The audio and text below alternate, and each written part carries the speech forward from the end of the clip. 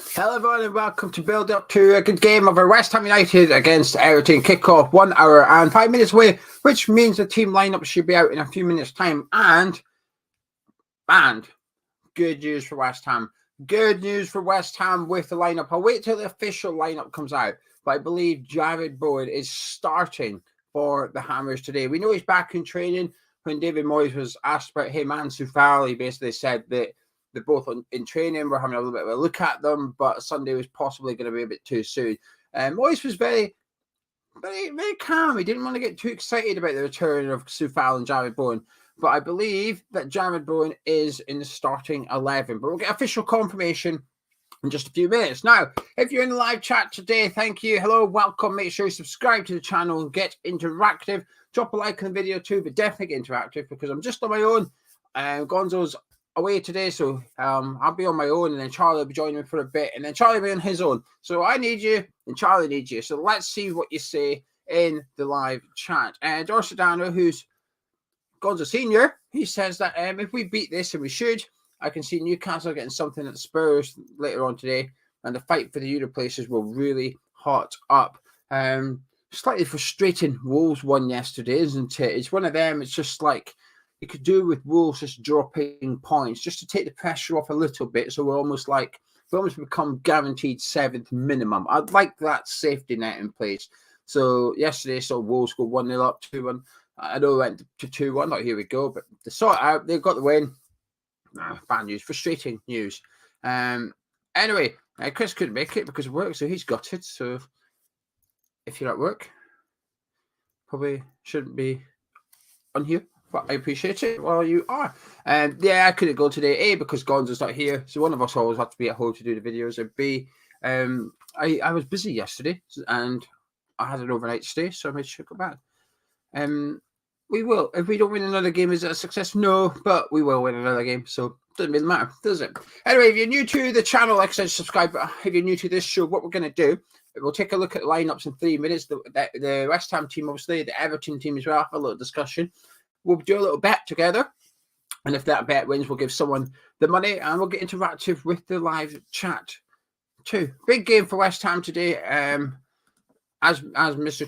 Chickster is saying, we can put pressure on Man United and Tottenham today. Correct. We do need to do that. And Man United obviously only having a draw against Leicester City last night, which is good. Keeps them in our crosshair, doesn't it? When I was doing the sort of the cup of tea with Gonzo during the week, and we were saying, it's hard to look above Tottenham because Tottenham are just above us. It's hard to look above them at the moment, but you've got to look at Man U, and you've got to look at Man U and think, you know what, they're catchable, because I think they are.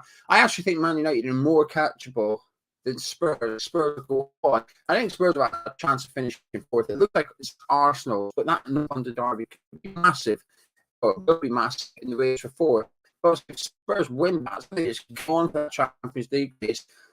Man U's not very impressive. Now, I didn't see the games yesterday. I've not seen any football whatsoever. I've got a lot of catching up to do.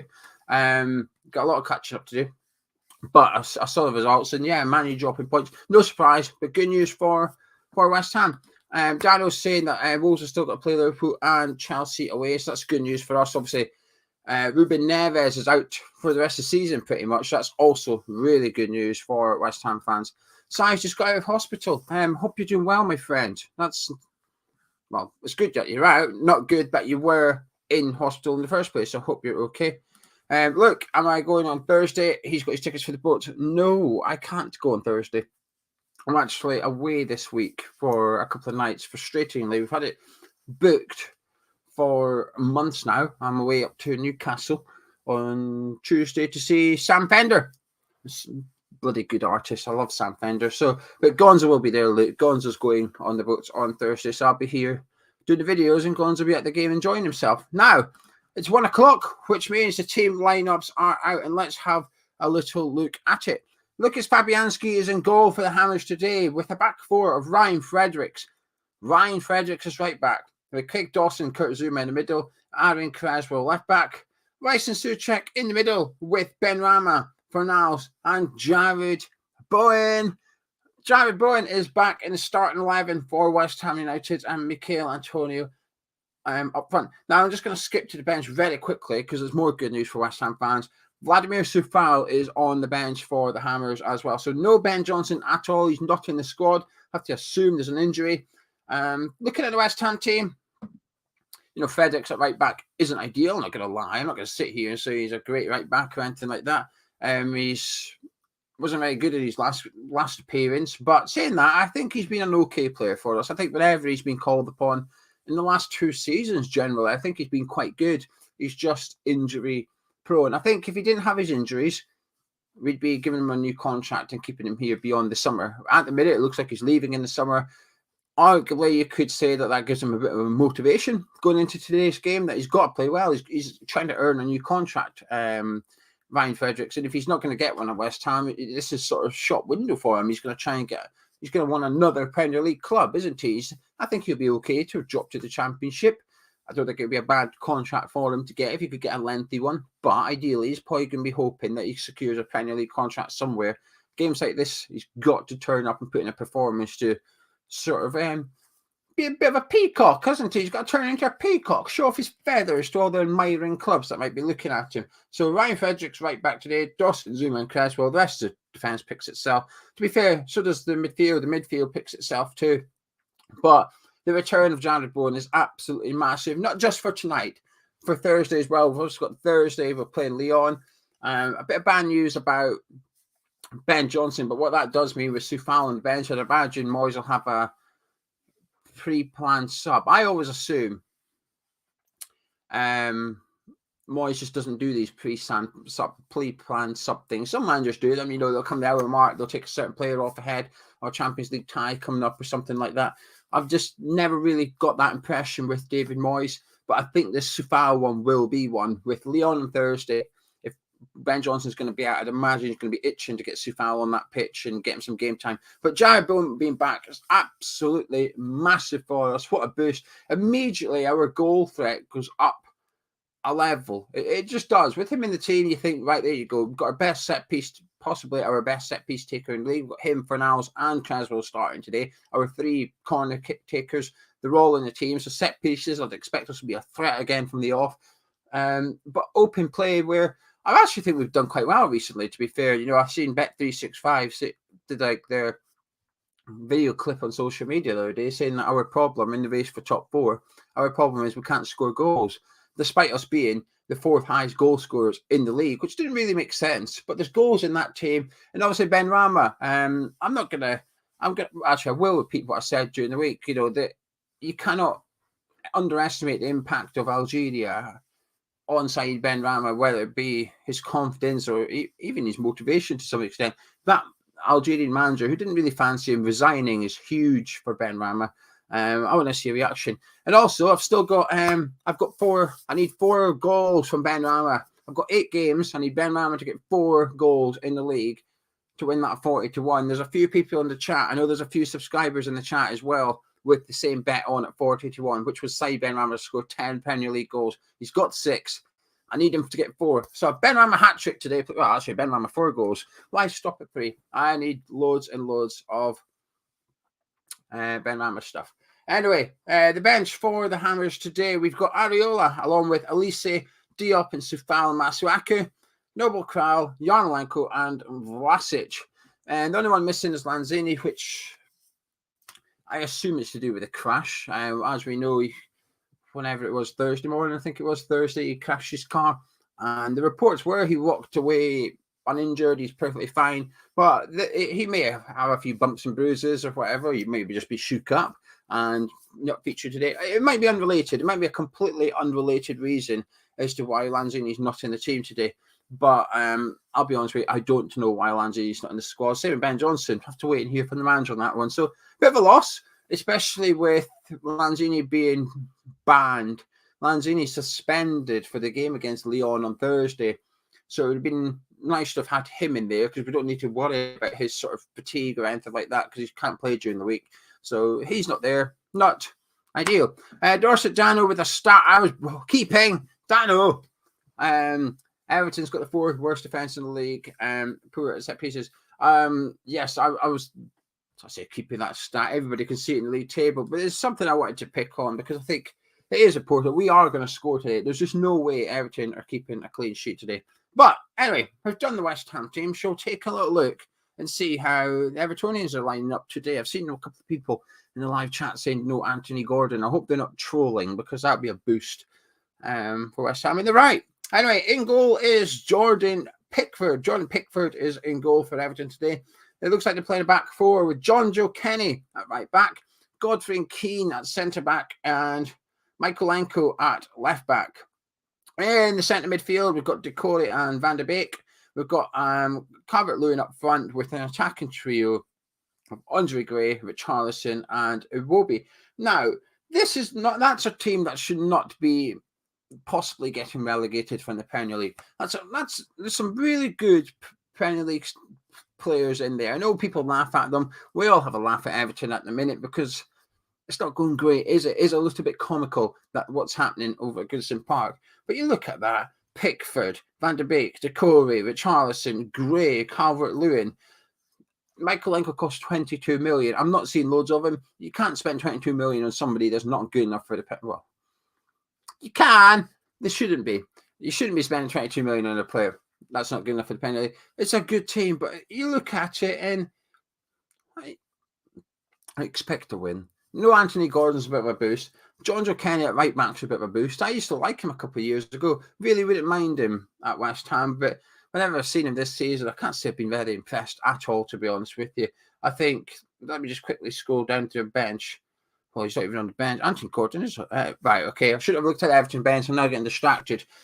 I'm glad it's not Nathan Patterson. I thought he would have put Patterson on there. And I'm not being biased because he's Scottish. I promise you, if you don't know who Nathan Patterson is, I promise you, he will be a really good right back in the Premier League in future years. During the break, the international break, man of match for Scotland in arguably both games. He's fantastic at right back. And the fact that Everton haven't used him is just bonkers. And I thought that the international break would say to Lampard, you've got to put this kid in. You've got to give him a game. He's not starting. He's not on the bench. So maybe he's injured or something, which is good news for us, I think. Michaelenko, unknown quantity at left back. Can't really judge him too much, but it can't be worse than John Joe Kenny playing left back, surely. Alan suspended, of course, shouldn't be. In my opinion, I don't think he should have got his appeal overturned easily for that red card. We've seen similar challenges go on since, go unpunished, even with VAR. But anyway, he's suspended, so Decore is going to have a much deeper role today, which is quite good for West Ham. Takes him away from that box-to-box sort of role, which I think is most effective at. Calvert-Lewin up front, that'll be interesting. Linked to him quite a lot with West Ham. We've been linked to him quite a bit. And then Gray, Richarlison, there will be two of them three are capable of doing something. And there will be possibly the worst transfer I've ever seen in the Premier League. Now, let's have a quick look at the bench for Everton in absolutely no order. We've got Begovic, we've got El Ghazi, who don't think has had a fair crack since going to Everton. We've got Lewis Dobbin, we've got Anthony Gordon, he's on the bench. We've also got Mason Holgate, Dele Alli, Banthwaite, Rondon, and Isaac Price. Anthony Gordon's the danger man. I'm surprised he's on the bench. I can't imagine Everton fans are happy. I think if you were to go into Everton's social media at the minute where they announce a team and have a look at the comments, I'd imagine there'd be quite a bit of anger at Anthony Gordon not starting. Completely understand, not going to lie. A bit of a boost as a West Ham fan, thinking happy days. Get him on the bench and keep him will be in the starting 11. Thanks, Frank. We'll have that. Good bench, though, all in all, isn't it? You look at it, the experienced players on the bench, they've got their defenders, midfielders, strikers. It's a balanced bench, too. I think it's an all right team. It shouldn't be a team that's getting relegated from the Premier League, but I don't think today is going to help them. I don't think Lampard's picked the best team here for playing West Ham, which is good news for us. Right, what I'm going to do now, very quickly, for the next 2 or 3 minutes, take a look at the live chat. Let's see what you're all saying.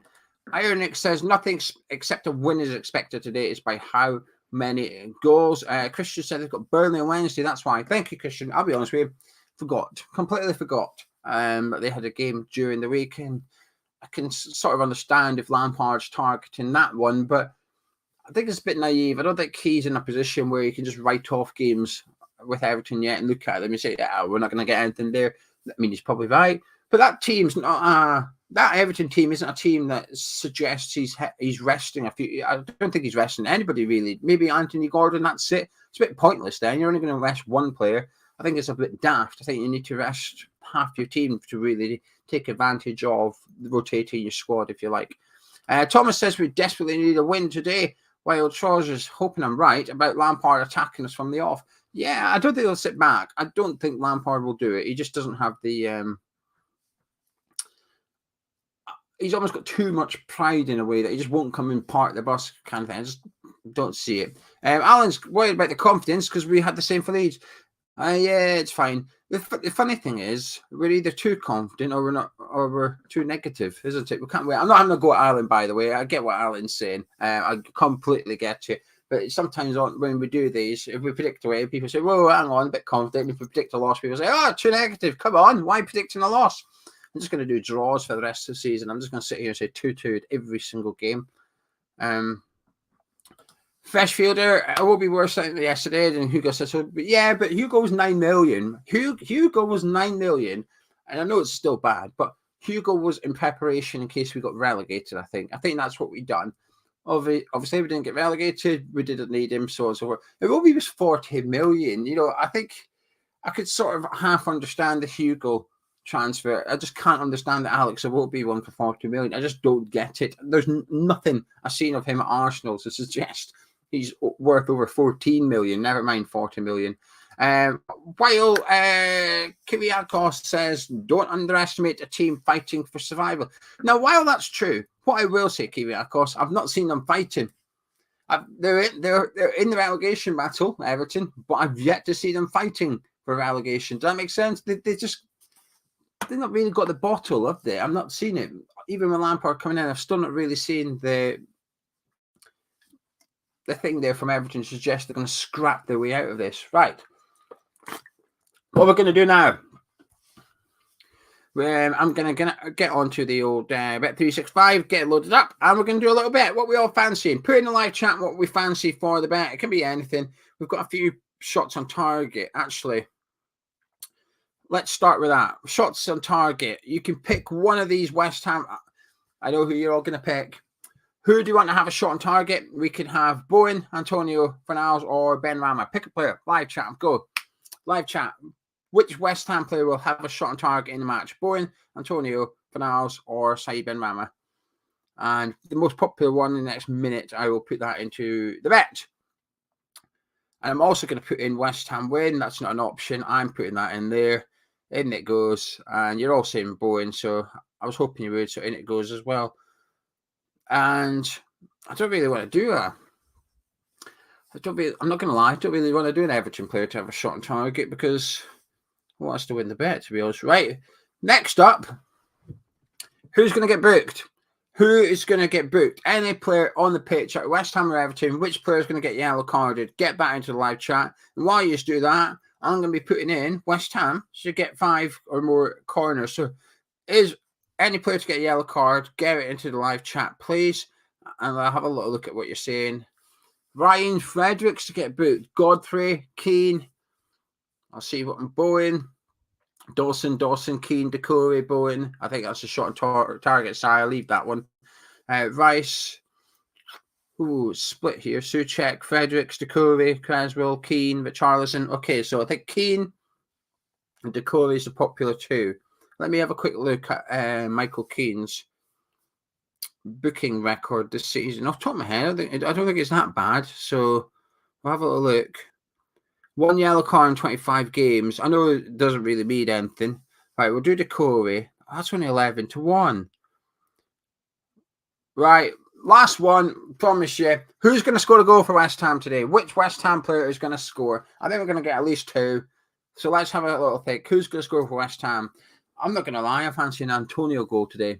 But let's see what the live chat say. And that'll be the final piece for our bet. The odds will become better because at the minute it's only 11-1. Not worth doing.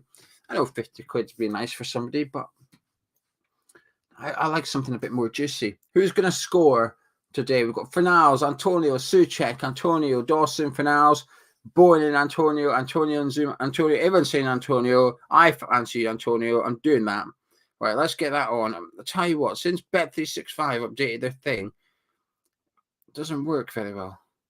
Right, £115. If this bet wins, I'm going to give one of you guys 115 quid. I need a funny, by the way, I need a funny phrase.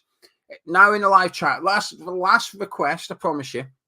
In the live chat, think of a funny phrase to put in to enter the regulars will know what I'm talking about. Get the phrase in the live chat. I'm going to click on the best one, and that's going to be the phrase while I read out the bet. The bet for today to win £115 for one of our subscribers is West Ham to win the game, Jared Bowen to have a shot on target, West Ham to have 5 or more corners, Decore to get booked, Antonio to score a goal, and that'll be 115 quid to enter.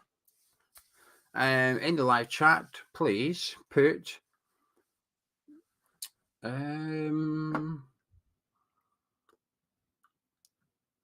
yeah, let's just do this. Put in Big Fat Frank. That one will do.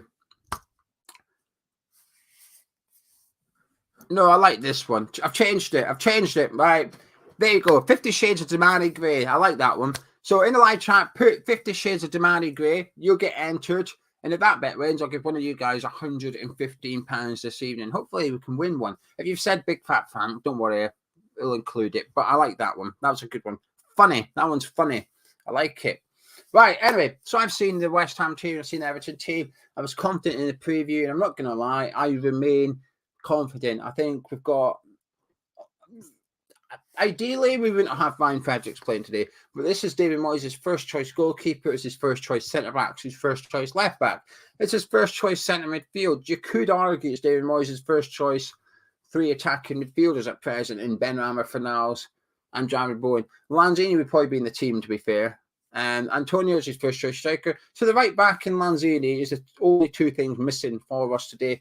But I don't think that's enough to sort of say that we're going to struggle and we shouldn't win today. I fully expect West Ham to get 3 points this afternoon. We need 3 points this afternoon for, keeping up the race for European football. I still keep going on about it, and I will, because I'm proud. It's a good thing, which is to get qualified for European football 2 seasons on the bounce would be incredible for West Ham. A 76-game achievement. We need to get the win today. But it also be nice just to get a win, a bit of confidence. Not that we need it, but a bit more confidence, a bit of momentum going into Thursday against Lyon as well. Today's a massive game for both teams. Sky are rubbing their hands at the fact they've got this one on the tally, because if I was a neutral, I'd be tuning into this game. I'd be thinking, hello, this could be a good one. Everton will win games between now and this end of the season. I think Everton will stay up, and I think they'll win during the week against Burnley. But I think they'll pick up 1 or 2 games, and in the preview, Gonzo said something like they're going to have to win a game they're not expecting to. And he said, he might have even said that about West Ham, actually. But I think you can apply it to Everton here. They're going to have to win a game somewhere that they don't expect to, that just gives them a bit of breathing space and pushes Burnley into that bottom 3 a little bit more. Today would be one of those games that they're not expecting to get anything, and to get something is a huge boost for them. And it would kickstart their season. It would kickstart their survival race, if you like, under fan. It was kickstart Lampard's reign anyway, getting a win today. But I just don't see it. I think we're too strong. Our team's too strong. The one thing that I will say is when I look at both benches, I think they've probably got the slightly better one, if I'm honest with you. I think in terms of changing a game, certainly from an attacking sense, they've probably got the better team, certainly got more experienced players on there. We've got Vlasic and Yarmolenko, and that's it. It's not loads, is it? Vlasic is against his former club, actually. I completely forgot about that until I just said his name there. Yeah, Vlasic was at Everton, wasn't he? He didn't really get a chance there either. He was a young lad when he was there, didn't get much game time, didn't get much opportunity, and sort of like, I wouldn't say it was deemed a flop when he was there, but it certainly wasn't a success, his time at Goodison Park. So he might have a little bit of a vengeance against Everton, as might David Moyes and Lampard with us as well. Both managers up against their former clubs. So that'd be interesting. So I'm really looking forward to it. Right. Live chat. Let's see what you guys are saying. Get your thoughts into the live chat. It could be about the West Ham team, the Everton team, how you see the game going. Don't give me your score predictions yet. Just give me your thoughts on the game itself, and let's have a little look and see what you're all saying. and hopefully make me even more confident they're going to win, because Orc is confident. He says, "Come on, you Irons, we've got this." Hard not to have that mentality, isn't it? We've got to have that. We've got to be confident going into today's game. We just have to be. Why wouldn't we be? Joe says he really senses an Antonio goal. So do I, my friend. So do I. Hammer 1999. He's really nervous for this one. Must win. Come on, West Ham. I agree with 2/3 of that. I agree it's a must win. I agree with come on, West Ham. I'm not nervous. I'm pretty calm. I don't like it. I don't. It scares me being this confident when people are nervous. It makes me question it. Frankie says every team has better subs bench, but our first 11 is strong. That's a very fair comment, Frankie. Thank you very much. Chris says he's massively confident on a Souček goal. He's the one player that I'm a bit worried about in terms of fatigue.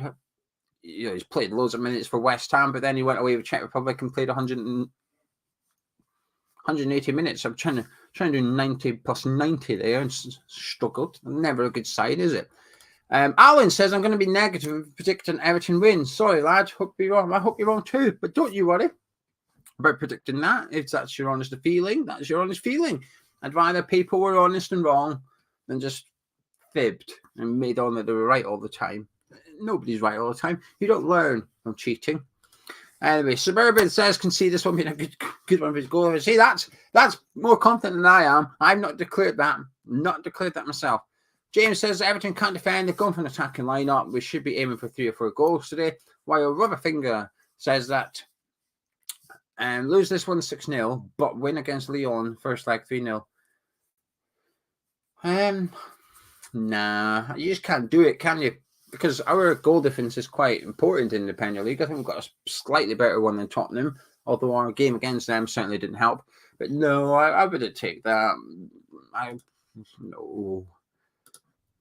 Stevie says if we score early, we'll get all 3 points. While Michael says, afternoon from an unusually rainy Tenerife.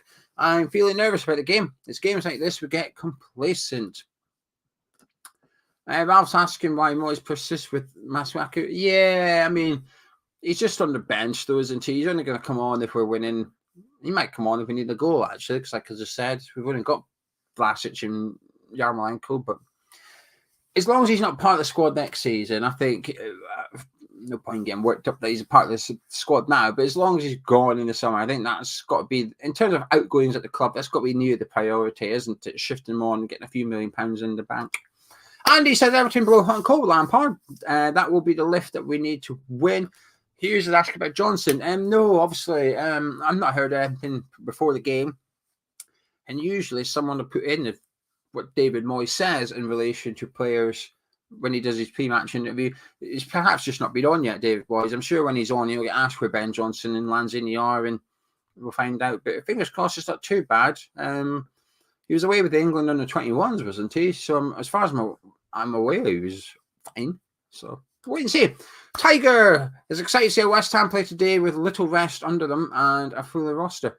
Well, we just had 2 weeks off. Most of the players had 2 weeks off. Wait and see. Robert says Everton have got some firepower up top. They do, don't they? They should have goals in them. This is why I think they'll stay up. This is why I think Everton will survive. I look at the Burnley team. I don't see goals in that Burnley team. They might have a slightly better defence, be a bit better organised, work hard. But if you ain't scoring goals, you're in trouble. And I think as long as you're doing that, I think you can almost get away with other things. So if you can score 2, let's say Everton are able to score an average of 2 goals a game between now and the end of the season, that'll be enough to keep them in the Premier League. They'll lose games. Their defence will still be crap, but it's almost like we score 2, you're allowed to concede 1 goal back there, and you can be your usual rubbish shout, but we will get you out of jail, I think. With Richarlison, with Calvert-Lewin, with Anthony Gordon, with Gray, with Townsend once he's back, they've got goals in that team, and that's why I think they'll stay up. Will thinks Everton are awful, especially defence. Confidence is the key. Come on, you Irons. While Gad says that he worries when everyone says West Ham should win, but that was the old West Ham fan of me. That's me. That is me. Hammer Down Under says doesn't matter about our bench. Moyes rarely uses them. While Ibas says that we're due a good demolition. Never get to see any youngsters. Yeah, that's it. I'm not going to lie. That's why I hesitated. I almost said that it went to extra time in one of the games, but I didn't want to say that. So yes, you are correct. He did, and then he did actually play 210 minutes in the international break. To play him in the 90 minutes in the second semi-final is stupid. I know he scored a goal, which would be a nice boost, and I've seen Souček on Twitter after, sort of at the end of the international break, where he did 4 or 5 tweets for the Czech Republic fans about being eliminated from the World Cup, looking forward to the next Euro campaign in the Nations League and stuff. So he's got that little bit of leadership there, as he should. But yeah, not good to see him play that much minutes when he was away on international duty. Well, Phil Jones says that Everton are awful. This will be a comfortable win, although the scoreline will probably be like 2-0 or 2-1. See, I said 2-0. I'll get on to score predictions in a minute. I said 2-0, but a comfortable 2-0. One that's no doubt we control the game, win 2-0, bish bash bosh, and the scoreline doesn't necessarily reflect how dominant we were throughout the 90. So I agree, Mr. Phil Jones. Thomas is not confident with any game. He's just hopeful, while Greg Sausage Roll says that it feels like a bogey match for him. They used to be a rugby team, though, to be fair. It's like... would you rather see Finals or Benrahma in the 10? They're playing with 4-4-2, so gaps to exploit. You'd go with Said. I'd like to see them alternate. I think there's no reason to worry about John Joe Kenny. Usually, it's sort of like, how good is the right back at getting forward? And if the answer is Alexander Arnold, it's all right. Okay, Finals, you go on the left because you're going to have to run back and you're going to have to track back and defend against their right back.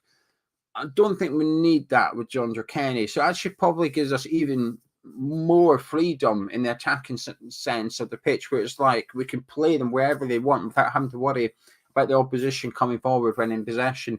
So I think I would start with Finals in the 10. I think Finals is better in there. And I often like to see Benrahma have just one individual opponent and say, there you go, beat him for 90 minutes and you'll do all right. But alternate it, switch it up during the game. I think that's what they'll do. I think we'll see them switch it up. Maybe every 15, 20 minutes they'll swap round or something like that. Chris says we need to bang in a bunch of goals and keep a clean sheet for our goal defence. That could be a factor. It's close between us and Spurs as well. The points are close and the goal defence is close. Fat Boy says we've got to smash the Toffees. All his mum's family are Evertonians, and so is she. It's always hard work after losing to Everton. Kieran says 2 teams desperate for points, 2-1 tough game, while Fred is hoping we can take our chances today. Jono says 2-1, Antonio to score, Rice to score, and Antonio with a third. Oh, he said 3-1, sorry. Feeling good about Antonio. So do I. I don't know why. I do not know why. I've just got this Antonio beast mode vibe as well. I think everybody's got it, except people like Fast Flicks. Doesn't fancy it. He's got a feeling they will nick it. I completely understand. James said our goal defense is better than Man United's. Win today and we go above them. Ian says being confident makes me nervous. Been supporting the Isles for too long, but we should win this. Come on, Antonio. Stevie Vay says both teams to score. West Ham should be too much for the Toffees, especially at set pieces. And Mystic says Fredericks is coming into good form for picking up a knock against Man United. I'm expecting a good game from him. Depends how Everton's set up. I know possibly 4-4-2, but it could also be a 4-2-3-1. And that, it's difficult really. A sort of old Everton, if you like, but Charlison would be on the left wing, and I think I'd be a bit worried if that Charlison was running at Fredericks today, if I'm honest. But looking at the personnel out there, I think I'm tending to agree that either Charlison will be up front alongside Calvert-Lewin, or I think he'll play in the number 10 with Damari Gray on the left, and then it will be on the right, or will be on the left and Gray on the right, whatever. But not Richarlison against Fredericks. I'd be worried if Richarlison went one-on-one against Fredericks. I wouldn't like that. Gads is 3-1. He hope we avoid injuries. While Chris says they've only got Calvert-Lewin, and when we win, it cements the fact he's going to come to us. Charles says Fredericks is fine as long as he cuts it back rather than crosses it. He's not the best, is he? Not the best. Johnny's got 2 Accas rolling on a West Ham win, which is a concern. Well, good luck. Hope you win a few quid. I like it when people beat the bookies. Right, let's skip the chat a little bit because I'm a bit behind, and Charlie will be rocking up soon. And see what you're all saying. Right, happy days. Right, it's time now for score prediction. Mine went blank there. Score prediction time. Get your score predictions into the live chat. Let's see what you're all saying. While Chippy is glad Bowen's back, if he's up for it, it will give him a real headache, which should show fear amongst them. Robbo's kicking us off with a 3-1 West Ham win.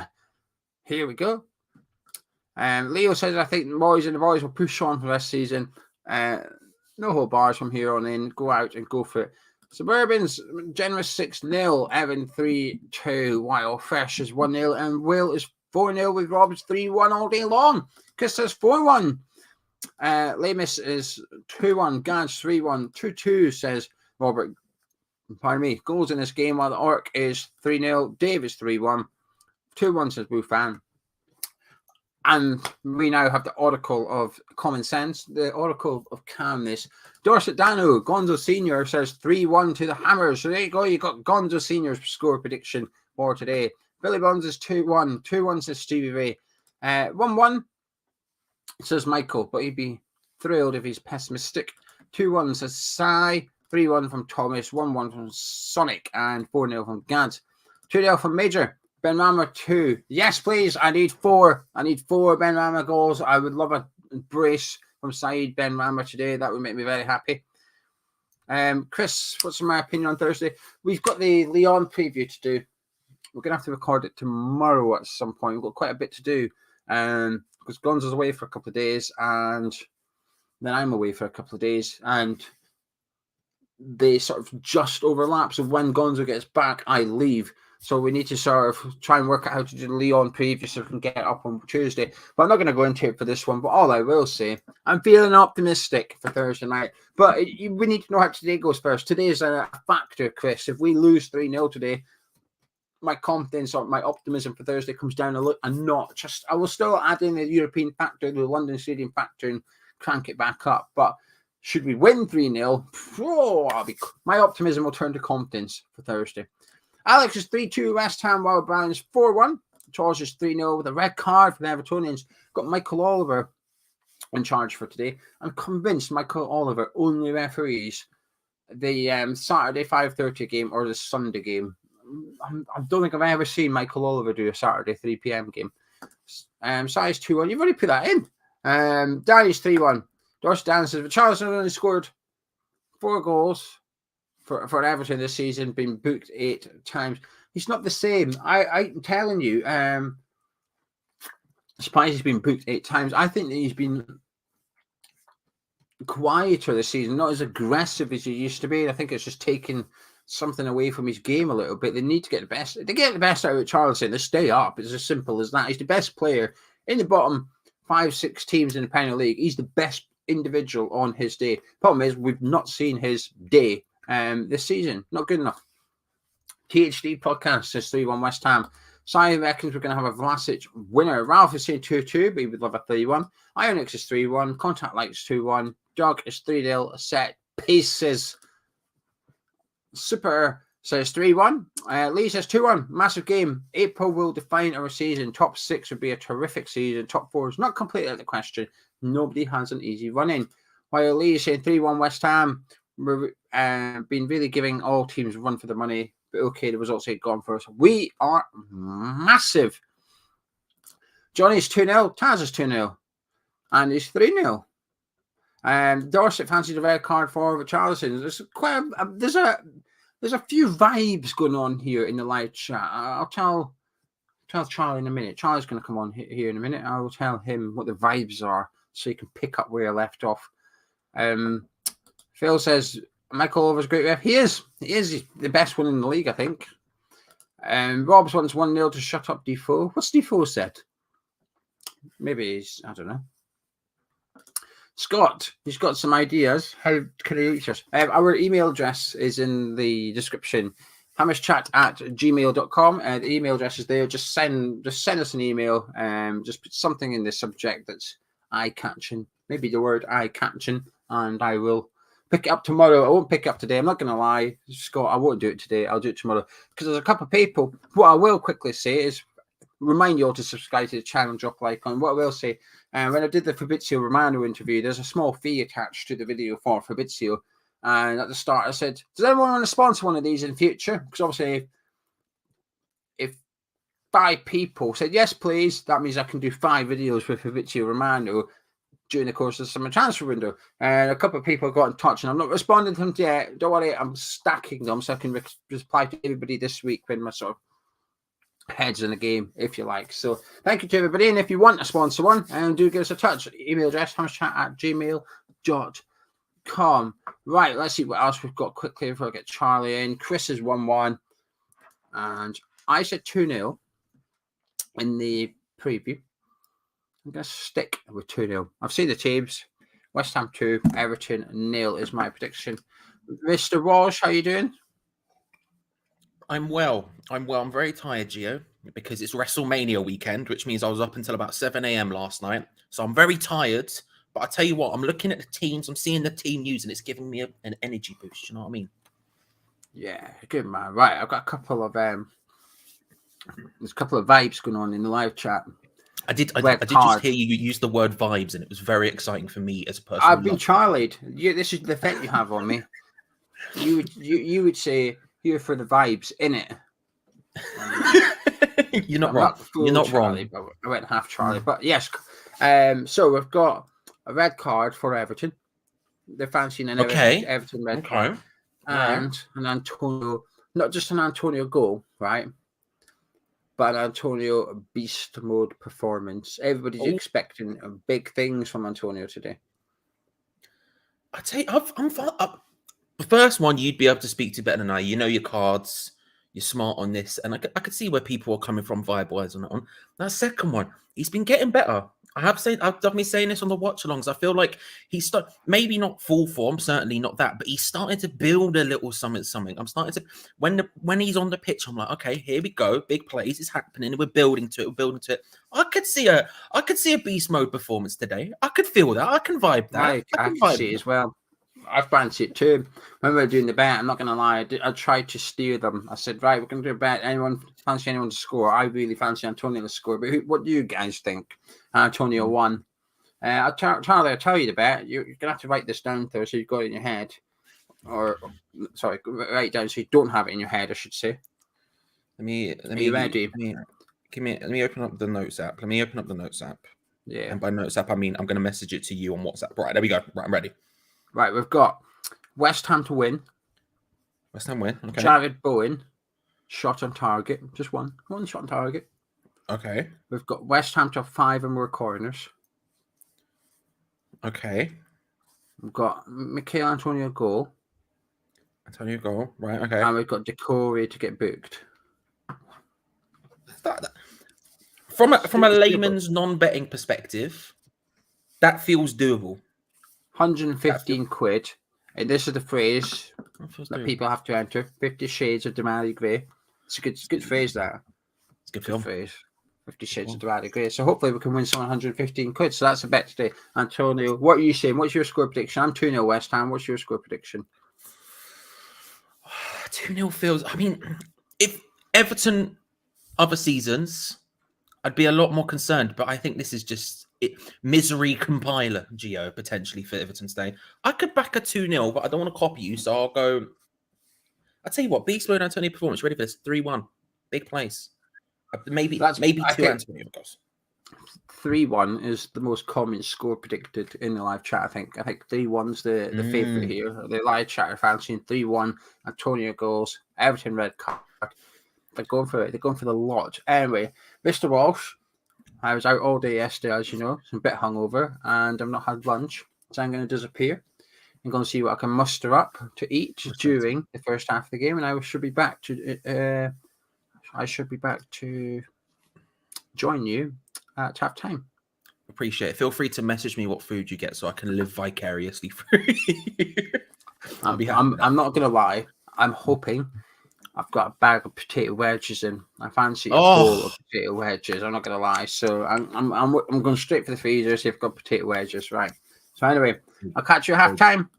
See you at half time. Thank you very much, Gio. And thank you, of course, to Stuart Morris, accountants, your accounting professionals. They need you need them to do the numbers for you, and they need you to give them business. That's how capitalism works, ladies and gentlemen. And I've explained it now. You're welcome. Personal, business, whatever you need in the finance sector, make sure to go to Stuart Morris Accountants, based in Ilford, run by West Ham fans. That's why they're here and help us make this thing possible every week. So thank you very much to them. And thank you very much to all of you. Hello, how are you? I hope you're well. Hope you're good. I see some of you have noticed Danny is sporting his Finn Balor shirt today because he is, of course, excited for WrestleMania, aren't you, Danny? So he's sporting the Balor Club shirt. He's back in the beef, just as I am. And let's start with the classic question. I don't have any roasters, unfortunately. Sad times for me, but I do have Baby Bells. Baby Bells are in. I went to the shops yesterday. I made sure I had Baby Bells. They're happening. Exactly, HDU, exactly. Chuck, good to see you. Hope you're well, my friend. Chris, good to see you. Hope you're well. Onion's going for a 1-0. Love that. Let's start, as we always do, on a scale of 1 to 10, 10 being the most confident possible, 1 being the least confident possible. How confident are you of a West Ham result today? And while you do that, just in case you've just joined and you didn't see it scroll along the bottom of the screen, let's run through the teams, shall we? Starting for West Ham United, Fabianski in goal, Fredericks at right back, Dawson, Zuma, Cresswell in a defence, Rice and Souček in the double pivot with Fornals, Ben Rama, Bowen ahead of them, and Mikhail Antonio up front. So Ryan Fredericks getting a start, but also more importantly, Jarrod Bowen back. Big news for West Ham. That huge news for West Ham. That huge news for the Premier League. Huge news for England potentially. Jarrod Bowen coming back is a big deal. It's a big deal. Suburban saying 11. Chris is saying West Ham will win 99%. 69 out of 10. I was always, come on, Dan. Nice. I love it. Do you know what I mean? I just love 69, guys. 6, 7, 10 plus 6, 8, 7, 100. Love that. 8, 10, 7. Lots of big plays.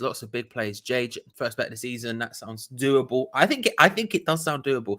Good to see you, JJJ. Hope you're well. Doug, good to see you. Hope you're well. Let's have a continued gander. The bench, for those who haven't seen it. Areola, Elise Diop, Kufal makes his return. Masuaku, Noble, Krau, Yarmolenko, Vlasic. Probably about as strong a bench as you're going to see for West Ham right now, I feel like. Elise getting another shot probably won't come on, but it's nice. Always nice to see a youth player involved, even though it probably won't do anything. But Kufal coming back again, big news, big news. Hopefully working his way back into contention. Given Johnson has disappeared, I don't know why. You lot will have to tell me if Gio said why. I didn't hear him say it because I wasn't listening to the preview much. I listened to the very beginning and the very end, so I missed it. If he said why, let the people know, because I'm seeing E. Davis is also saying Johnson. 8 positive 10. Love that. We all love 16. Sorry, maybe I might be hyping you up a bit too much there, Chris. We got this 10. Love that. Yes. Again, let Scott Arno as well. Where is Johnson and also me? Because I'm wondering. Hammers Down Under saying 7 if Masuaku stays on the bench, 4 if he don't. I respect that. Reheating last night's kebab. You mean? Listen. I'm also seeing where are you at? I can see, where was it? There you are. It was literally the comment after. I'm blind. Major, I have not, but I have a plan for this major. There are big plays incoming. Big plays. Big potential big finale of the seasons. Charlie tries a kebab on the final watch along the season. I'm thinking it's probably going to be the thing that happens now. I'm starting to plan out the rest of the season, and it feels like something that's a thing that's going to happen.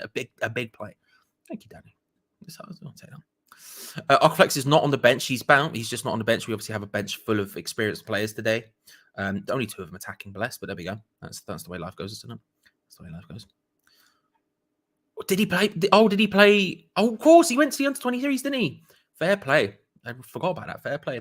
Shouldn't prevent him from being in the squad, but I mean, at least it shows it wasn't an injury, right?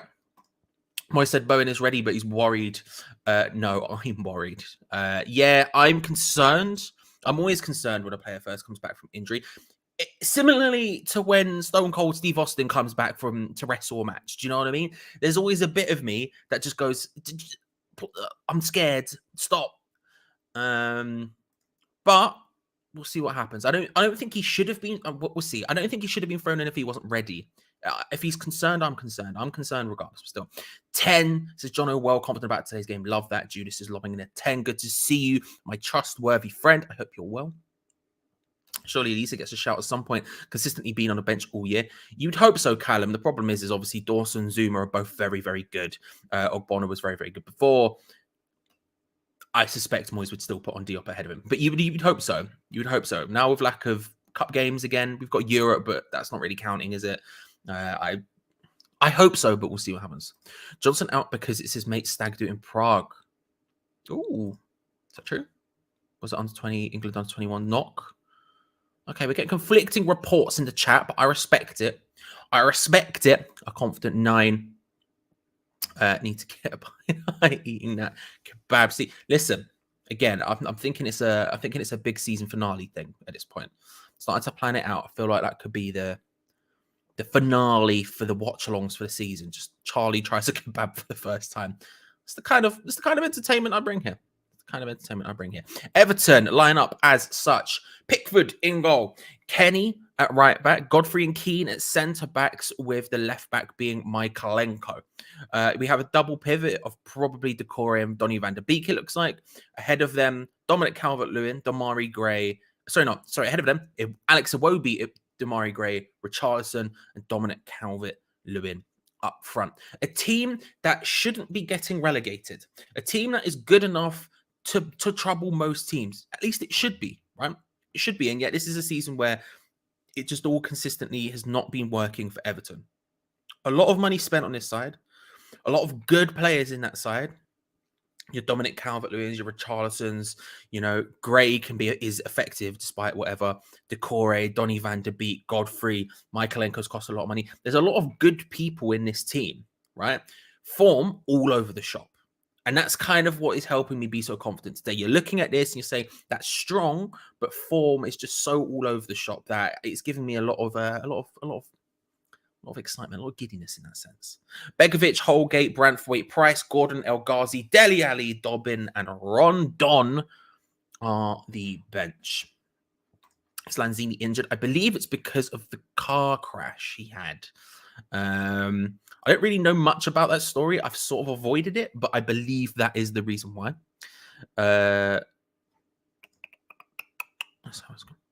Cost more than Salah? Yeah. I disagree, which I liked Iwobi at Arsenal, but they did definitely overpay considerably for him.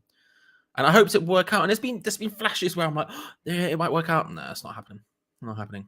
It's a shame because he's a nice dude. But yeah, it's the way it works out. Everton have some sting. They definitely do. I mean, again, you're looking at that side. There's stings in there.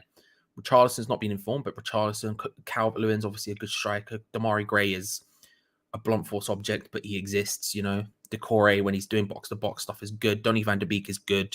Obviously been poor for United, but a good player. There's some decent players in there. Antonio needs to dominate this defense. Love that, HDU, and I agree with you, to be honest with you. I agree. I mean, Kenny, Godfrey, Keane, and Michaelenko. Like Michaelenko, I don't really know much about. I've bought him on Pez, but that's not really saying much. It's more just because I could use him at centre-back as well as left-back, so it was useful for me. Kenny is a decent enough right-back. Keane, decent enough centre-back. Godfrey, I quite like. But it's not something he should be afraid of. It's not something he should be afraid of. I agree with you. Should be going up against them with a lot of confidence and doing beast mode things. They've got some very good players. I'm just seeing a lot of stuff. They've got a lot of very good players. If they play at their best abilities, we could be in trouble. That is fair, Bruno. And there is, of course, always that concern a little bit. Right? Because although they aren't a team in particularly good form, they are a good team. They are playing at the moment worse than the sum of their parts. And that is always a little bit concerning to me. Because if we're being honest, that denotes that at some point they should start stepping up. You know, when I tend to talk about West Ham, I tend to talk about it in terms of trends, right? I don't like talking about it in terms of what's happening at this second. You know, West Ham, I felt like we were riding their luck last season. It turns out they probably weren't, but I felt like at some point we were going to drop off. With Everton right now, it feels like they're significantly underplaying, right? With us, that turned out to be true. Does that turn out to be true of Everton? I don't know. If there's any team and it's any group of fans who understands the phrase too good to go down, it's us. But you look at that side and you think that is too good to go down.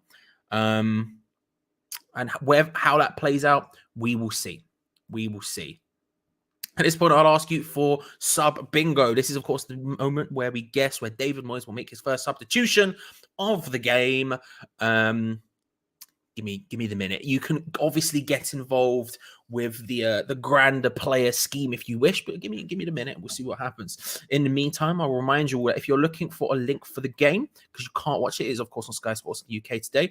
Then what you want to do is you want to scroll down into the description below. There's a bit that says join our Discord. Click on that. Lovely West Ham have a chat community for you to join. Place to talk with people. Nice, but on the left hand side, importantly, is stream links, and you will find there what you're looking for. I should also say that, of course, in there is the score prediction game. Pardon me. Also, I think you can click on the left-hand side. You input your score predictions. We're tallying them up over the course of the season. Something I hope to get involved in the watch-along a little bit more in the next 2 games or so when I get some time to actually figure out how I want it to look on the screen. But make sure to go over and get involved in that as well. You'll like this, Charlie. My dad was Stone Cold's driver when he was staying in Thorpe Bay, Essex, with his missus and daughters for the release of The Condemned. What? That is an unreal comment. What?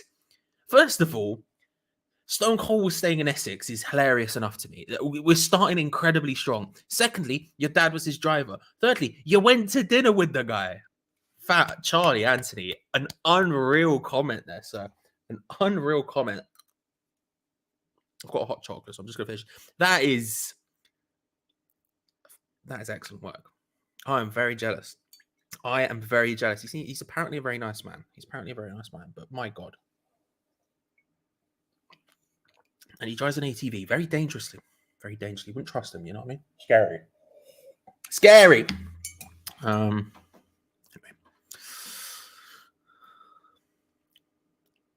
His missus was called Janine. Or Jane. It's probably Janie, isn't it? I know he's married to Deborah in the Attitude Era, but I know they divorced. I don't know what happened after that. It was an amazing few days. That is an amazing story, Charlie. Fair play. One man couldn't carry Lampard. I haven't sung that in many a year. One man and his forklift truck couldn't carry Lampard. Big fat Frank. Okay. Anyway, 71st minute says Leon. For sub bingo, Masuaku for Cresswell at halftime. Major, I beg it not be because of injuries. I forget every time we do this that someone will just say injury and it's going to concern me at the beginning of the game. But Masuaku for Cresswell at halftime. Okay, sub bingo 5-0 up. Masuaku comes on 80th minute. We lose 5-6. HDU coming through with what can only be described as accurate predictions. 69 minutes says Evan. Respect that. Halftime says Billy. Good to see you. Hope you're well. Half-time again, scary. Vlasic for Benny, 73rd minute. 58th minute says Scott R. 65th minute says Luke. And 89th minute, says G-Van. Hope not, but I think Fredericks at half-time says Mr. I-Base. Fredericks is always a little bit concerning, but thankfully we have Kufal on the bench, which would suggest that he's good enough to at least play some role today. You would hope. I'm going to go 72nd minute says Callum. 75th minute. 73rd minute says Charlie. Everton seems to be blowing hot and cold this season, although cold lately. With Bowen back, I can see anything other than a West Ham win. Come on, V Collins. Let's go. Love that energy. 69 minutes says Yama. For Yama says Suburban Sasquatch. Who's on stream duty in the Discord? I'm not sure yet, and obviously they usually do it right before kickoff. I believe it will be Ben, Ginge, or Tom. I don't know who. My gut would say Ben for this game. But if you're looking for something for you guys, I'll of course be very far behind because I am in today, North Idaho, ladies and gentlemen. So I hope you're all doing well in the UK. I'm definitely North Idaho. I want to see a WrestleMania themed celebration from Antonio. Maybe pick Dele Alli off the bench and give him a stunner. I'd back that. I would love that. Oh, we're getting some updates from the chat here. Donny van de Beek injured in the warm-up. I've seen quite a few people mention this. Suarez was the best. Says, I'm not a West Ham supporter, but I want West Ham win. Thank you very much, sir. I hope you're well. Make sure to subscribe, like the video while you're here. But I appreciate it, bro. I appreciate it. Sharky, good to see you. Someone who joined me for my WrestleMania watch along last night. I will, of course, be live on my wrestling channel, A Top Mark, tonight as well for the second part of the WrestleMania watch along. We have the Universal Championship versus WWE Championship match tonight. Brock Lesnar versus Roman Reigns. Come get involved, everyone. Subscribe if you haven't already. We hit 100 subscribers twice last night, and it's gone down again since. So we've got to hit it a third time. Let's go. West Ham fans give a lamp stick is so weird to me. You know, I test. We hold a grudge, is what I'll say. We hold a grudge. It is what it is. But yeah, so we're getting a lot of this Donny van de Beek. Donny van de Beek, Holgate in. Is Holgate the one who's going to be replacing him? That's interesting. Let's look at this together, shall we, ladies and gentlemen? Because we do have the technology. Let's have a quick gander. So we're on the Everton Twitter now. Let's refresh that. Very exciting times. A late change. Mason Holgate replaces Donny van de Beek, who picked up an injury in the warm-up. Okay. All right, so what does that mean for the lineup? We've got it scrolling across the bottom of the screen now. Let's have a cheeky gander at that. Does that mean... So if Donny van de Beek's out and Holgate is in, unless Holgate is coming in to play as a DM or you've moved either Godfrey or Keane into a DM, that would mean a 3 at the back, right? So then you'd have Decore is going to be doing a lot of work. That's, if anything, really good for us because Decore already is going to be a bit hampered by playing sort of slightly deeper. He's not going to be as box-to-box. That's obviously something Decore loves to do. And so to see him get even more hampered by moving Donny van de Beek out of there, he's going to be doing a lot of work. If they change to Holgate must be coming in as a DM. Does anyone know if the Holgate can play DM? That's something I'm not sure about. I have no idea. Can he play DM? Is that something that would make sense? I don't know. How do you feel about Bianca Belair winning the title for a babyface? She's very nice. That's sass. I love her, Major. I can't lie to you. I think she's won the title obviously 2 years in a row now at Mania, and both matches have been outstanding. She's been incredibly, like, both matches. The first one with Banks, second one now with Lynch have been very, very good. Also, her entrance was her entrance last night was maybe the best one on the night with the marching band playing her theme. She's just it was good. I can see what you're saying, but it made sense storyline wise after what happened at SummerSlam and all that. 900 likes, says Stephen. Remember, everyone, if you haven't already, to like the video, subscribe, because obviously we do this every single match day without fail. We're here. Even when I went to bed at like gone 7 a.m. this morning because of WrestleMania, still here, still making it happen. So make sure to subscribe, hit the bell notification so you don't miss out on future stuff because we need you. Like Gio said earlier, Gio was doing it by himself today. I am doing it by myself every time. So we need you to make it happen. This is our watch along. This is our build-up show. It's not just mine. It's not Gio and Gonzo's. It's ours, right? So get involved if you haven't already. Make sure to subscribe and hit the like button. We won't get 900 this time. I can say that for certain. We probably won't hit 900 again. But listen, 300's the goal. 300's the goal. And maybe we can sneak in a cheeky 400. But we're doing all right so far. We're at 171 already. So we'll see how it happens. Charlie, can't text by. I'm listening. Hope you're well. Hope you're well, Schizo. Good to see you, bro. I hope everything is going well for you.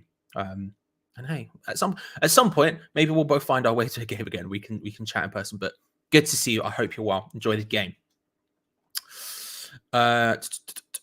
It's 442 Holgate and Decore DM. Thank you very much, iTest Merchant. I appreciate it.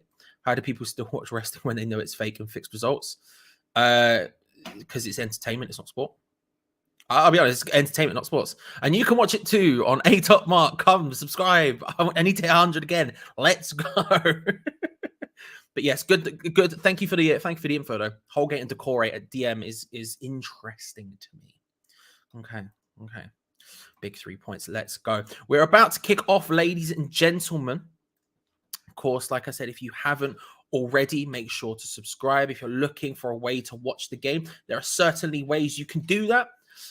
Because it is, of course, on Sky Sports today, which means I am watching from my holiday home in North Idaho because this is on Sky Sports today. But there are definitely ways you can find it. I will, of course, have the timer on in just a moment when kickoff happens on my screen, so you know exactly how far behind you I am, because it will be it will be an amount of time. You know, it takes a long time to stream to the UK, to the US even. That's where I am. I'm not in London. I don't know what you're talking about. Charlie running on adrenaline, Bay Bells is going to be good. Evan, you're not wrong. You're not wrong. I had a packet of quavers in the build-up when I was running around making my hot chocolate, which I also needed for sugar. That's all I've got. That's all I've had. So we'll get there. We'll start buzzing. Adam, I will come back to this during the build-up when we have a bit of time. But the match is about to kick off, ladies and gentlemen. I'm just waiting for it to appear on my screen properly. And of course, be able to do it. Really wish they had Alexa Bliss versus Liv Morgan. I mean, look, you can respect. I can see why. Liv's doing. She's wrestling tonight with Rhea for the tag team titles. Could be a big deal. I don't know who's going to win that. I haven't decided yet. I reckon we'll definitely hit 900 plus when the third goal goes in at the new camp. Come on. Big semi-final plays. Wally, you missed it yesterday, mate. There were cheerleaders. I literally started calling you out, but it is what it is. Inner Circle's not happy about this. Inner Circle, I can't promise you anything, mate. I'm sorry. I'm sorry. Should be booked for that silly man bun. I can respect that. So the teams are out. The teams are ready to kick off. We are just a couple of moments away. Everton's favourite opponents away games in Premier League history. West Ham, 44 points they've taken away from home against West Ham. Newcastle second in 28, which shows just how often we've been battered by Everton. I personally have a very good friend who's an Everton fan, so I hope to God we beat them, just so we can have that conversation later. That'd be fun, because I literally will be speaking to him later. But still, we see. West Ham United versus Everton in the Premier League is about to kick off at the London Stadium, ladies and gentlemen. I ask you once more, subscribe if you haven't already. Make sure to hit that bell notification so don't miss out on any future videos. We'll be live all throughout the game up until halftime when Gio will join me. So make sure to come back for that. And full time when Gio will be doing his live review, which we'll hand over to. However, now is about the game. Come on, you Irons. Deploy the boys. We are underway. I have the timer in the top corner so you know exactly how far behind you I am. But make sure to come in, get involved. Let's go. Expressions that also I did not. I don't subscribe to expressions. To be honest, he says, I quite like the guy, but I don't subscribe to him. Whenever I see his stuff, though, I don't mind too much. So we'll see. But I didn't watch this show. I'm sure it was very good. To be fair, I'm sure it'd be very good. Did you know Triple H and Seth Frickin' Rollins are West Ham fans? Just a link to very true. Why? That I can't speak to, but that is true. Kofi Kingston wore a West Ham shirt at one time. I'm counting it because I love Kofi Kingston.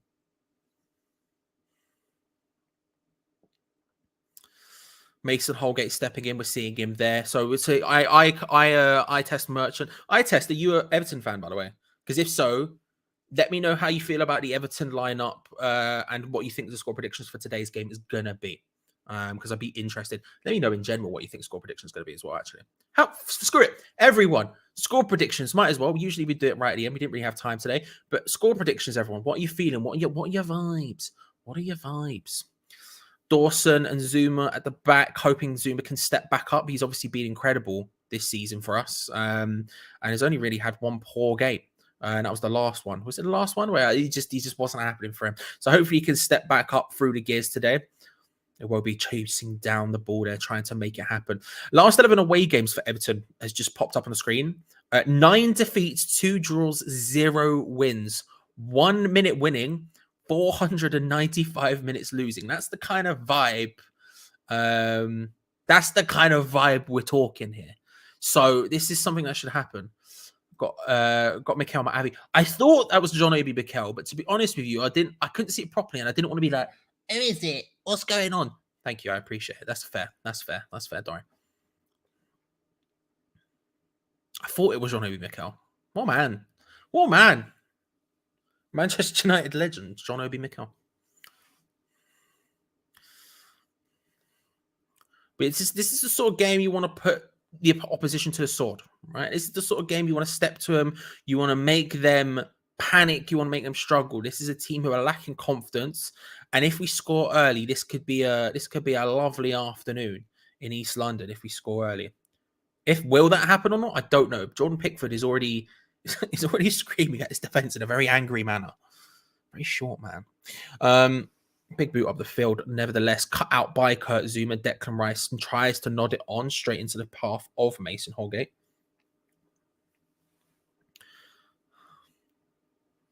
I'll tell you what, it does look like it's going to be a sort of 4-4-2, 4-2-3-1, however you want to word it, because you've got people moving into the sort of just behind the striker role quite frequently.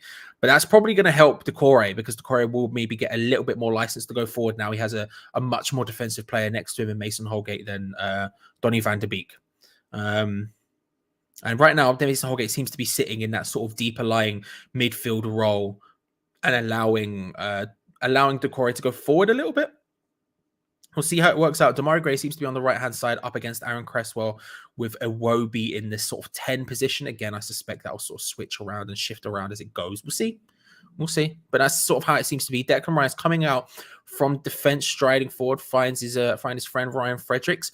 I understand people being concerned about Ryan Fredericks starting. For me, to be honest with you, there's a concern defensively, certainly, but I do like what he brings to the team going forward. And when you're facing a team like Everton, who are out of confidence, who are going to be, hopefully holding on a little bit, trying to scrape something as opposed to just a dominant performance, getting someone like Ryan Fredericks in the team is not necessarily the worst thing. That's a nice one too with Jared Bowen here. He's showing why. He's got the pace, pulls it back across well, hits from the side. There was a moment there where Pablo Fornals hit it straight into the Everton defender. Doesn't quite work out, but that's exactly why he comes down that right-hand side, Ryan Fredericks. He's got a lot of pace and he will consistently cut it back across. He's not gonna cross the ball like Johnson or Kufal will.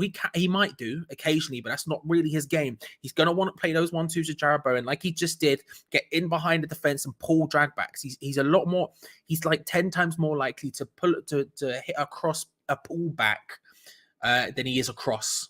And that is something I really like about Ryan Fredericks. So as much as it's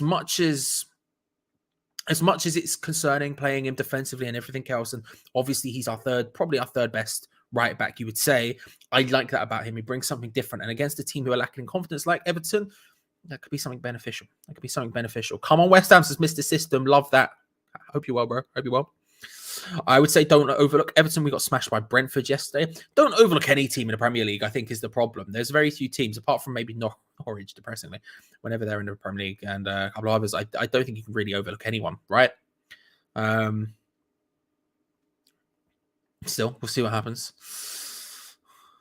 4-0, says David. Love that. 2-1 to the Hammers. I don't matter as long as we get the 3 points. Strongly agree. 4-0.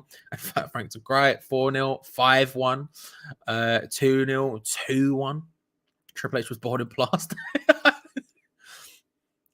He could hear the Bow Bells when he was born. Did Hunter Hurst Helmsley. And Big Show was born in Canton Town. Love that. Come on, Big Show. Major WrestleMania is on later. It is on later. So everyone come and get involved. A-top mark. I'm just going to keep saying it because I hit 400 subscribers last night live on stream twice. It dropped down the first time back to 97. Then it hit 100 again. And then I've woken up and I'm back down to 95 again. So we'll go for 100 again. Let's go. No stream by West Ham Fan TV today. Dan and Jace are probably asleep. Yeah. I went, after I finished Mind Sharky, I went and clicked on their stream and saw it. And suspect they might be asleep. Yes. Still, all getting close to Everton, but nicely cut out by West Ham's defense. There was a moment where it looked like they were maybe knocking on the door. Everton maybe trying to find a way through, but doesn't quite work out. Let's just get this perfectly in time. There we go. Should be still not. There we go. All right, man. Perfectly in time now. I hope West Ham finish up on Man United this season. I think everyone does, apart from Man United fans, of course. And even then, I feel like there's some Man United fans who just want a wake-up call by any means. But, as Everton pass it around in their defense right now, I'll answer Adam quickly. Adam, if you're still here, I thought WrestleMania was really good last night. I'm not going to lie to you. I've not been the most excited for WrestleMania this year, but I thought it did very, very well. Dominic Calvert-Lewin pings it across now to to Kenny, who tries to just hoof it into the box. So Richarlison at the far post, going for the spectacular on the volley. It deflects off West Ham's defence.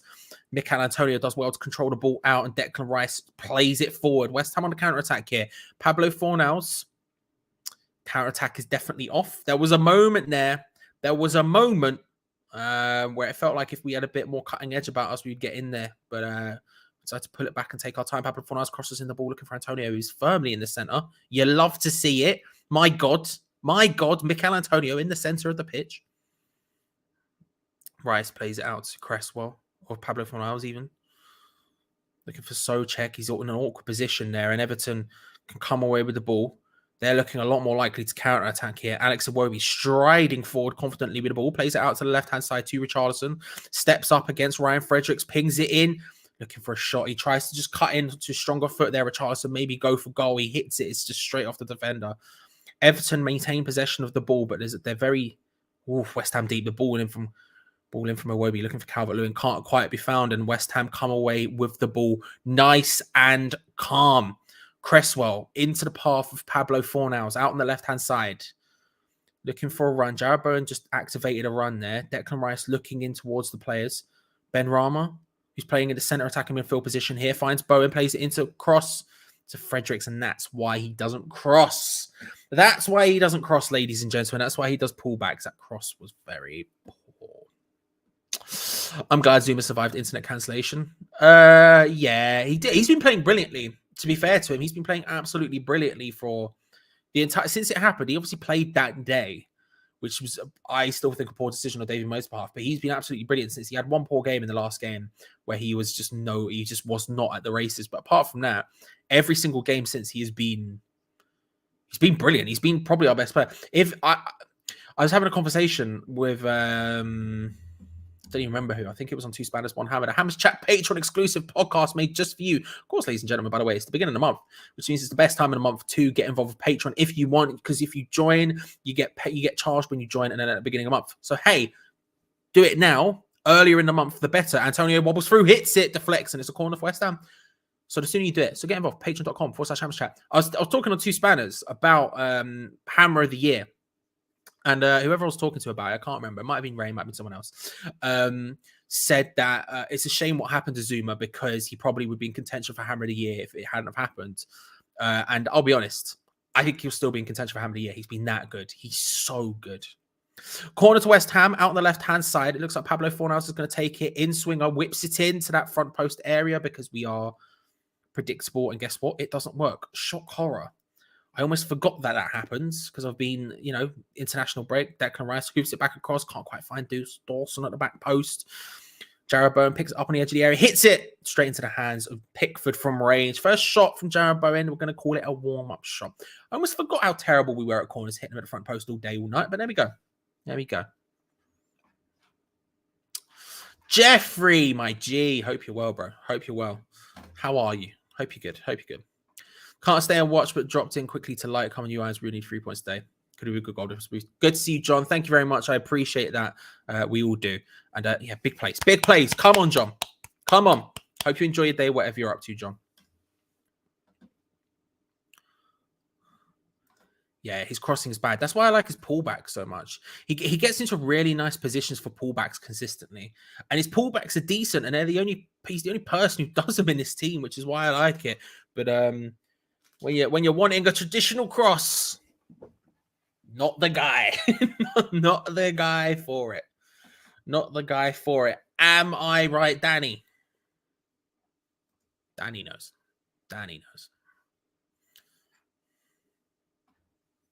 Hit from Everton by Gray, deflects off Zuma, hooked back again in by Kenny, nodded away well by Thomas Souček there into the path of Pablo Fornals. He's not maybe a lack of options, but Mikel Antonio does well to support him, but he's under pressure, and Everton win the ball back well. Decore strides forward. Like I say, Holgate playing now has given him a bit more license to go forward. Now as Mr. Eye Test said, it is definitely a sort of 4-4-2 type thing, 4-2-3-1.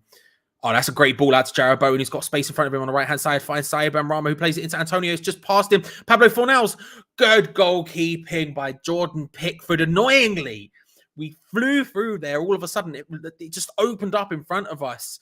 Mikel Antonio out on the left-hand side with a really nice play into the Pablo Fornals, who's striding into space in the middle of the park. Finds Jared Bowen brilliantly on the left-hand side, just straight into his stride. Doesn't even have to break it. Benrahma pulls it back for Fornals, and it was just one touch, one flick towards maybe the center away from that being a goal. You feel like if Pablo Fornals could just flick it in to Antonio, maybe something would happen. But Jordan Pickford comes out quickly, snuffs out the opportunity, collects on the rebound. Good goalkeeping, to be fair. God damn. God damn.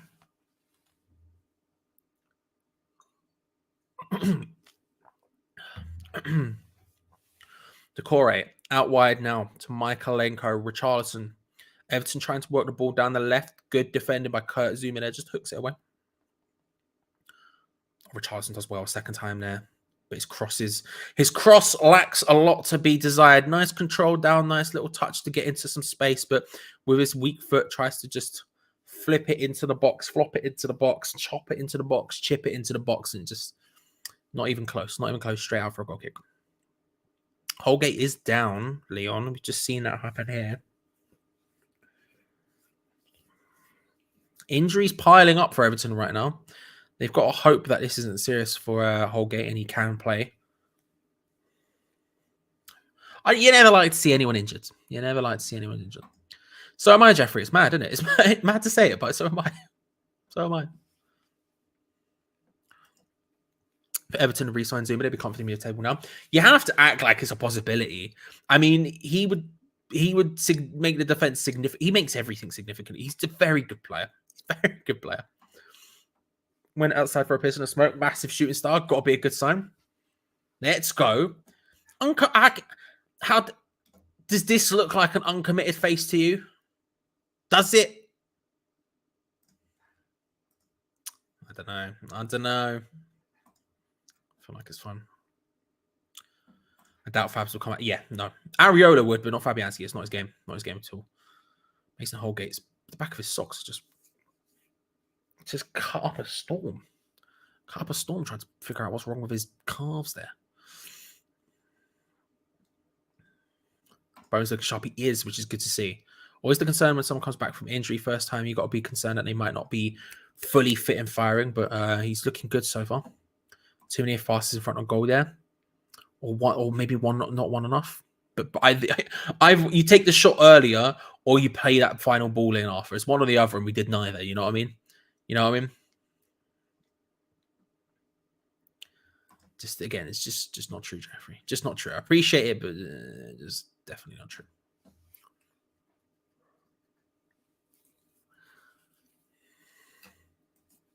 Good to see you, RPR. Hope you're well. Coming in with a solid deck is class, isn't he? Yeah, he's all right. He's decent. He's pretty good. That's not a cutout, Lemus. That is actually Danny DeVito. That is real life Danny DeVito. Here he is. Rub his head for luck. We haven't done that yet. That's actual Danny DeVito wearing a Finn Balor shirt. Don't know what you're talking about. He keeps eye over there in case any enemies coming from that distance. He's like he's security guard, backup. Sage, wisdom. If you want advice from him, he can give it. Dominic Calvert-Lewin with a nice ball through to Dominic Calvert-Lewin. They made a bit of space in, and there was not a lot of dangers, but he manages to just hook it back, and Kurt Zouma's forced to put it out for a corner. Good run by Dominic Calvert-Lewin, just in between the lines between Zouma and Dawson into a nice space.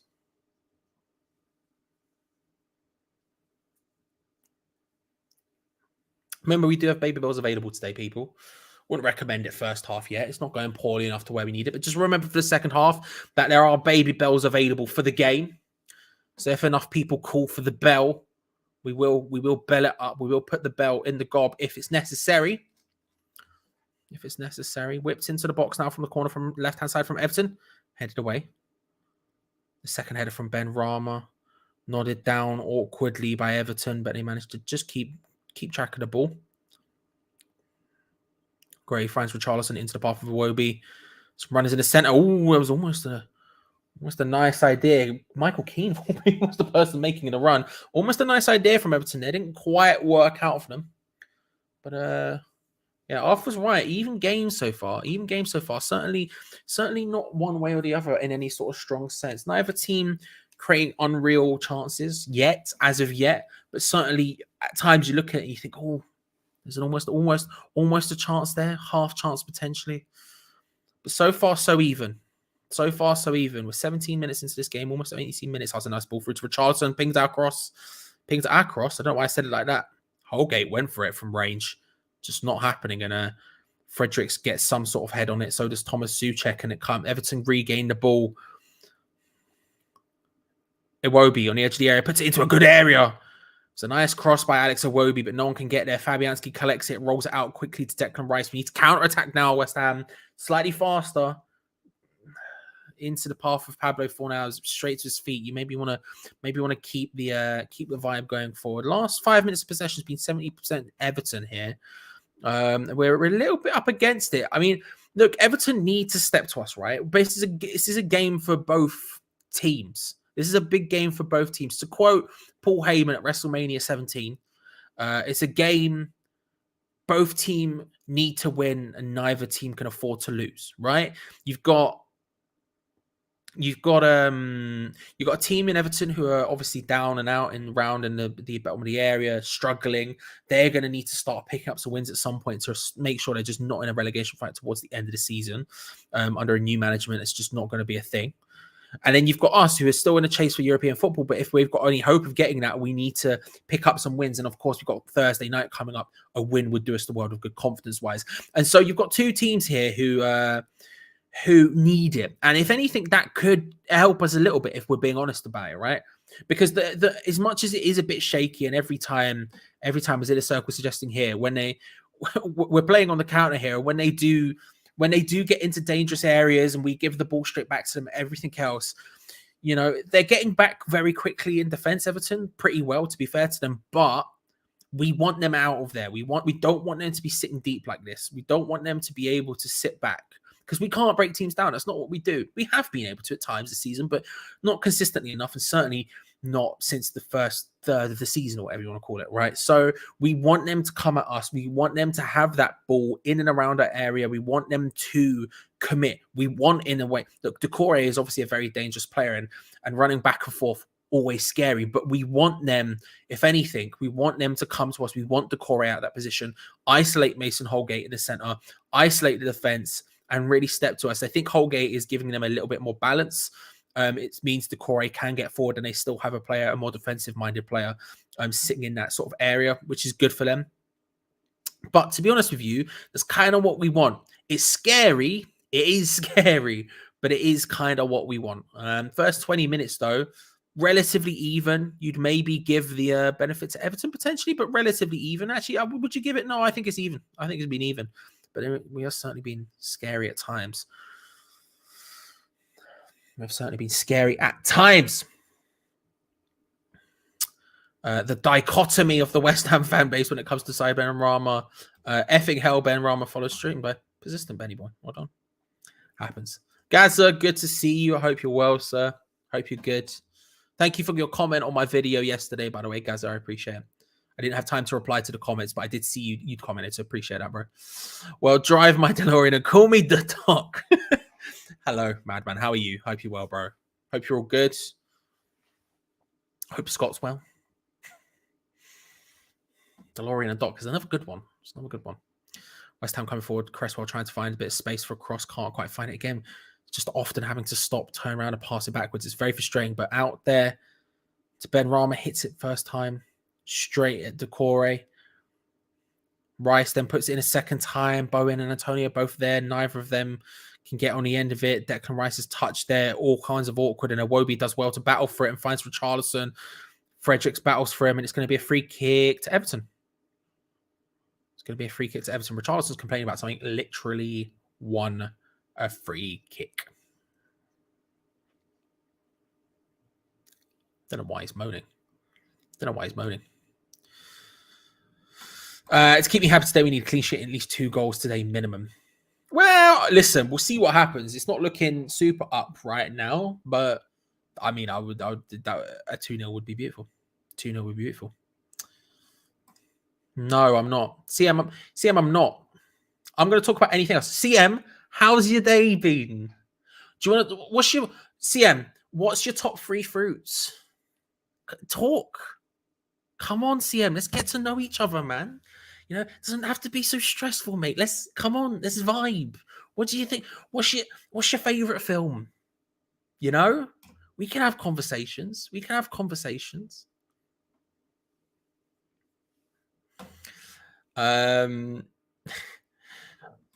Scott not made an appearance. Not that I've seen. I might have missed it. I do tend to miss Scott somehow, but I might have missed him. But I don't think I have. I don't think I have. Just woke up. What have I missed? I'd tell you, but I can't now because of what CM said. It's been relatively even. It's been relatively even so far. Everton looking better than I think most would give them credit for, given what's gone on at the moment. But yeah, it's been relatively even so far. 0-0. No real big, huge chances missed, but a couple of flashpoint half chances potentially. But you wouldn't give it strongly either side yet. You give it strong either side. Gone winner wins. Big shout. Big shout. Big shout. You know, it's a classic. It's a classic, many would say.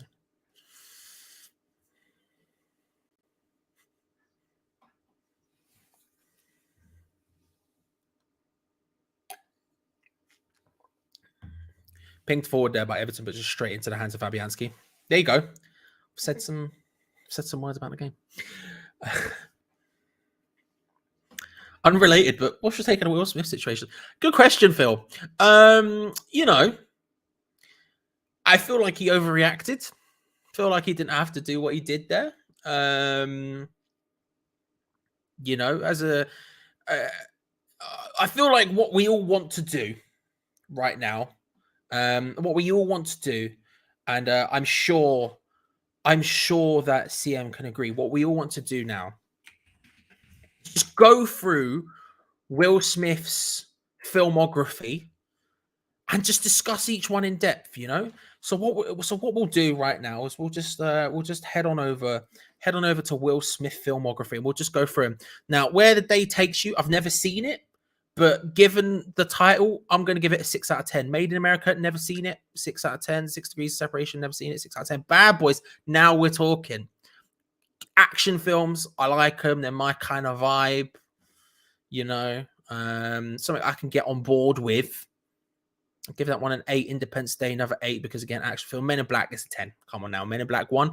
Now, if we're talking Men in Black 2, which we will get onto in about 10 films time, you know, there we can separate. But Men in Black 1 is a 10. Men in Black 1 is excellent. Enemy Estate, never seen it. Wild Wild West, Wicked Wild West, Desperado, Rough Rider, No You Don't Want Nada, none of this, Six Gun in this, Brother Running this, Buffalo Soldier, Look Just Like I Told You. Any damsel that's in distress, be out of distress when you meet Jim Dress. You know, there's a lot of things you could say about the Wild West theme song, specifically Cisco's involved with it, that make that probably a 10 out of 10. We'll carry on this bit at some point. Not yet, but we will carry on with this bit at some point. Buffalo Soldier, Look Just Like I Told You. Any damsel that's in distress, be out of distress when you meet Jim Dress. iRobot, good shout. Good shout. Saw that last year for the first time, or 2020 for the first time. West Ham free kick inside our own half there, inside our own area. Good film, iRobot. Good film. I watched that, and then I watched what was the film he did just after or just before? The one about, it's not really zombies. It's not really zombies, but what the hell was that film called? I have Will Smith's filmography open. I can just look it up. I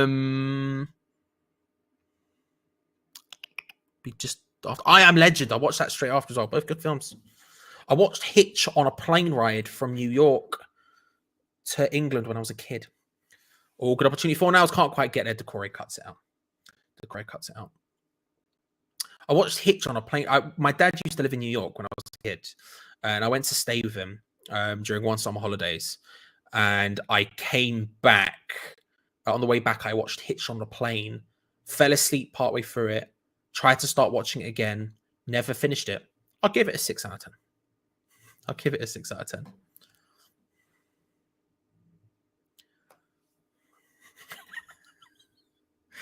You reckon? Because that seems like an amicable situation. They seem to have that on lock. Like, whatever their private life is, their private life. Do you know what I mean? Is that how you would have gone with the situation? CM, if someone said that about your... If someone had made that joke about your wife, would you have got up and slapped Chris Rock in the face? Was it Chris Rock? I can't remember. Not been paying attention. Not been paying attention.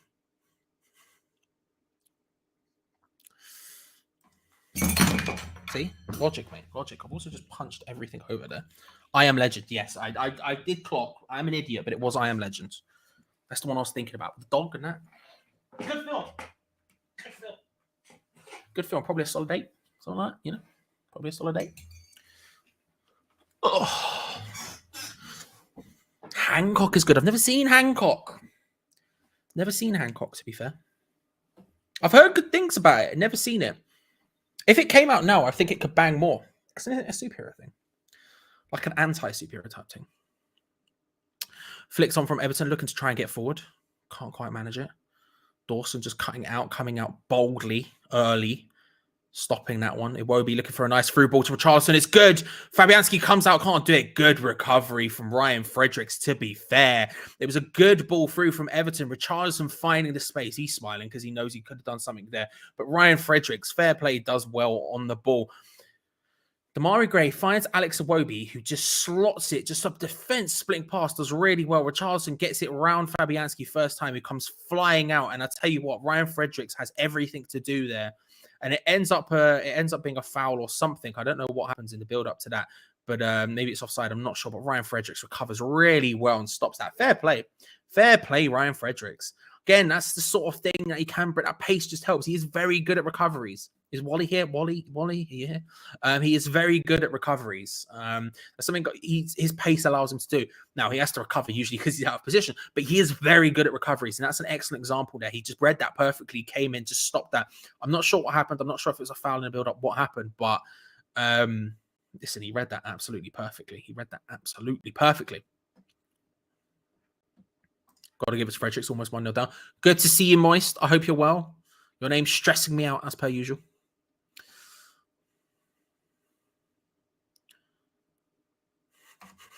I mean, you know. You reckon it was staged? I wouldn't have said it was staged. I wouldn't say it was staged. I understand. I get why people were saying it. And listen, as a wrestling fan, I can't disagree. Oh, Bowen cuts inside. Free kick in a very good area for West Ham. I can't say that. I can't act like I wouldn't say it wasn't staged. But at the same time, I think that was a real F. Bowen cuts inside there. He receives the ball in an okay area. He cuts inside. You know what he wants to do? He's Iron Bowen. He wants to put it on his strong foot and ping it at goal. He cuts inside there, and he's just taken down in an awkward way from Everton. It's a good position. You've got Ben Rama and Cresswell standing over you. Maybe who do you want to hit this? I mean, angle-wise, you probably want Cresswell to hit it. Technique-wise, you probably want Ben Rama to hit it, if we're being honest about it. Both men standing over the ball, doing a little bit of cup talking. You love to see it. We don't tend to do super well from free kicks in this area of late, you know. We're not a great free kick team anymore. You know, post Payet, we've not really been a great free kick team. I feel like Ben Rama has the technique, but I've never seen him really hit a banger. Cresswell used to hit bangers, but not anymore. Whistle goes. Ben Rama, Cresswell standing over it. Cresswell goes forward, hits it. Oh! What a free kick. Well, that shut me up, didn't it? Aaron Cresswell. I've just realized I forgot to change the thing to what? I've flopped it. What a free kick by Aaron Cresswell. Fair play. Just as I was saying, we don't tend to score free kicks that often, and Aaron Cresswell hasn't hit a good one in time. He hits an absolute peach of a free kick, bends it right into the top-hand corner. It's the perfect position for him to hit it. You felt like angle-wise it was the perfect one, but he puts it postage stamp stuff. West Ham United 1, Everton 0. Needed. All of a sudden, that gives us a bit of breathing room. That gives them more license to come forward. That's worked out perfectly for us. That's exactly what we needed in this exact moment. Aaron Cresswell with an absolute bang of a free kick. Ladies and gentlemen, West Ham take the lead. 1-0 West Ham. There we go. I've changed that.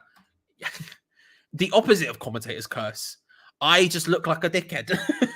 And I'm fine with that. Are you watching a stream that's over a minute behind? Yes. No, I'm in North Idaho. I'm not watching a stream. I don't know what you're talking about. I'm definitely in America watching it on Peacock. That's why I'm super behind. That and the YouTube delay that just exists. Shut me up, mate. I look like a right idiot. Like such absolute. I'm fine with it. Oh, now West Ham charging forward again. Mikel Antonio goes down. It's free kick in Everton's half. All of a sudden, the home stadium is rocking. The London stadium is rocking. It's 1-0. Michael Keane picks up a yellow card for a somewhat professional foul on Mikel Antonio there, who just spun him easily and played through. You would have been flying through. It's as easy a yellow as you're ever going to see. Best left back since Junior Dix. He's the best left back I've seen at West Ham. Full stop.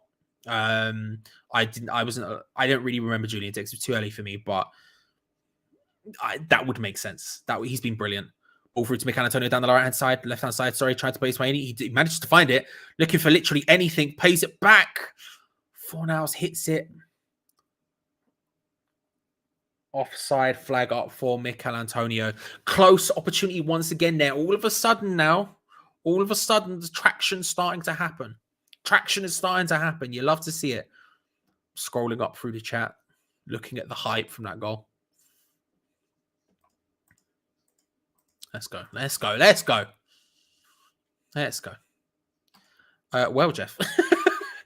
Fairly even game, Jeff. It hasn't been either team's fully in control either way. But at this point, obviously West Ham getting the dub, moving forward. But yeah, all right for both teams. You'd maybe be a little bit concerned about how much Everton have been in this. Just before it, they had a really good opportunity with Iwobi just cutting the defence open with a really nice pass into Richarlison, which Ryan Frederick stopped. But, fairly even so far is the way I would describe it. Also, for whoever asked me my favourite wrestler of all time, Eddie Guerrero. I saw that comment. I meant to come back to it. I didn't get a chance to. Eddie Guerrero all day, all night. Come on now. Decore down the right-hand side to Kenny. Kenny trying to find a way to find the ball in. Can't quite. Ben Rama just standing him up. Does really well defensively there. Side Ben Rama. Good work. Not something most people would speak about the defensive side of his game. And he's certainly not a defensive player by any stretch of imagination, but does well there. West Ham forced back again still.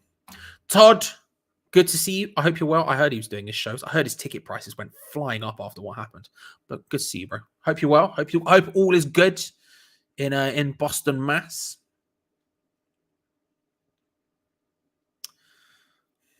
My definite television stream here in North Idaho is just skipping about right now. It's just fun to see. Welcome back to Idaho. It's on the USA Network today. That's what I meant, Adam. I'm on the USA Network. That's what I'm watching on. Definitely nothing else. Fornals crosses it past the box. Blocks, bounces up. USA Network. I've seen Gemini Man. Will Smith tries to kill himself. Bloody hell. It's a bit deep, in it. I've not seen Gemini Man, no. Not seen many films in life, apparently. Listen, I've been watching bloody Bridgerton this week. I don't know if I can talk about things that I haven't seen. I decided to watch a Regency romance, which is not something I've ever liked before, but apparently I really like Bridgerton. So that's the thing that's going on in my life. Did watch Our Flag Means Death as well, which is a great show, but I've been watching Bridgerton as well. Well cut out there by Craig Dawson at the back. Just, again, looking for that slide rule through ball. Everton, and they finding it relatively well, but just cut out strongly by Dawson. I've come to the conclusion I do not like Richarlison's face. Harsh but fair. You've given it time. Listen, Major, you've given it 37 minutes. You've looked at it. You've assessed it. You've gone, do you know what? No, and I respect that.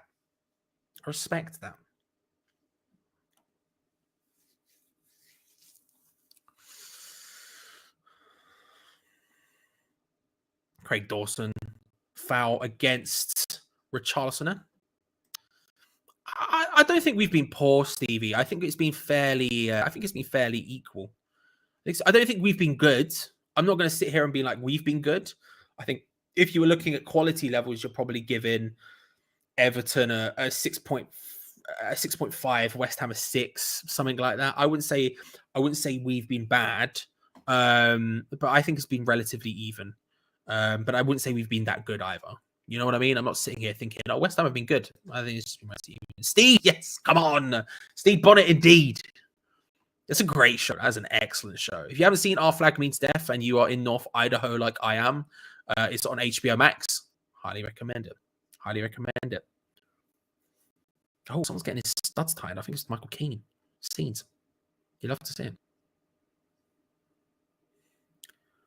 Whipped in, headed away from Thomas Souček. Now Ben Rama trying to come away with the ball. Just no options ahead of him because Mikel Antonio is so deep. He picks up the ball and he just doesn't have the time to move forward at all.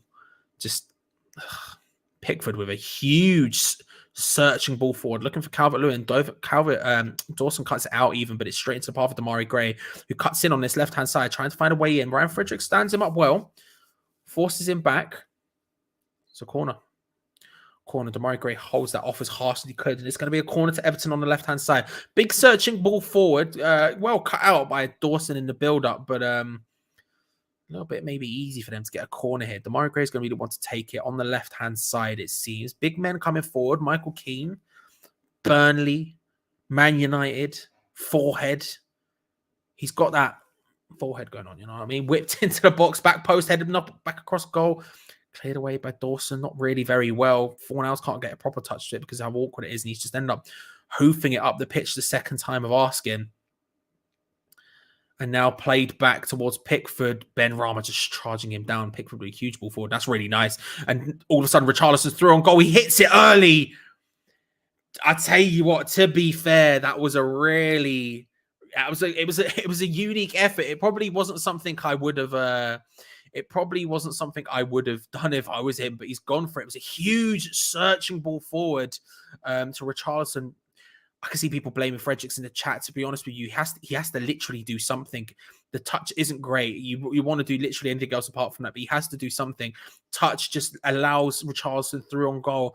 And to be honest with you, it was a difficult situation for him to be in. It wasn't quite a one-on-one. Dawson was coming across, was going to stop him. He hits something. He hits it the only way he can.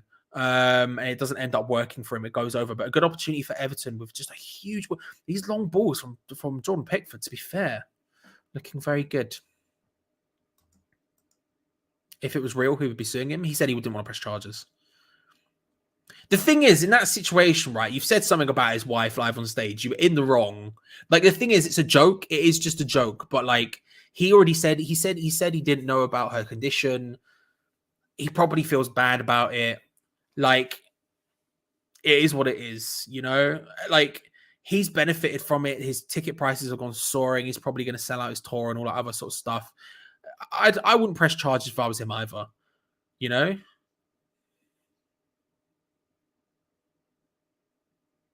I don't know. I don't think... Maybe. I get the argument, though. I do get the argument, to be fair.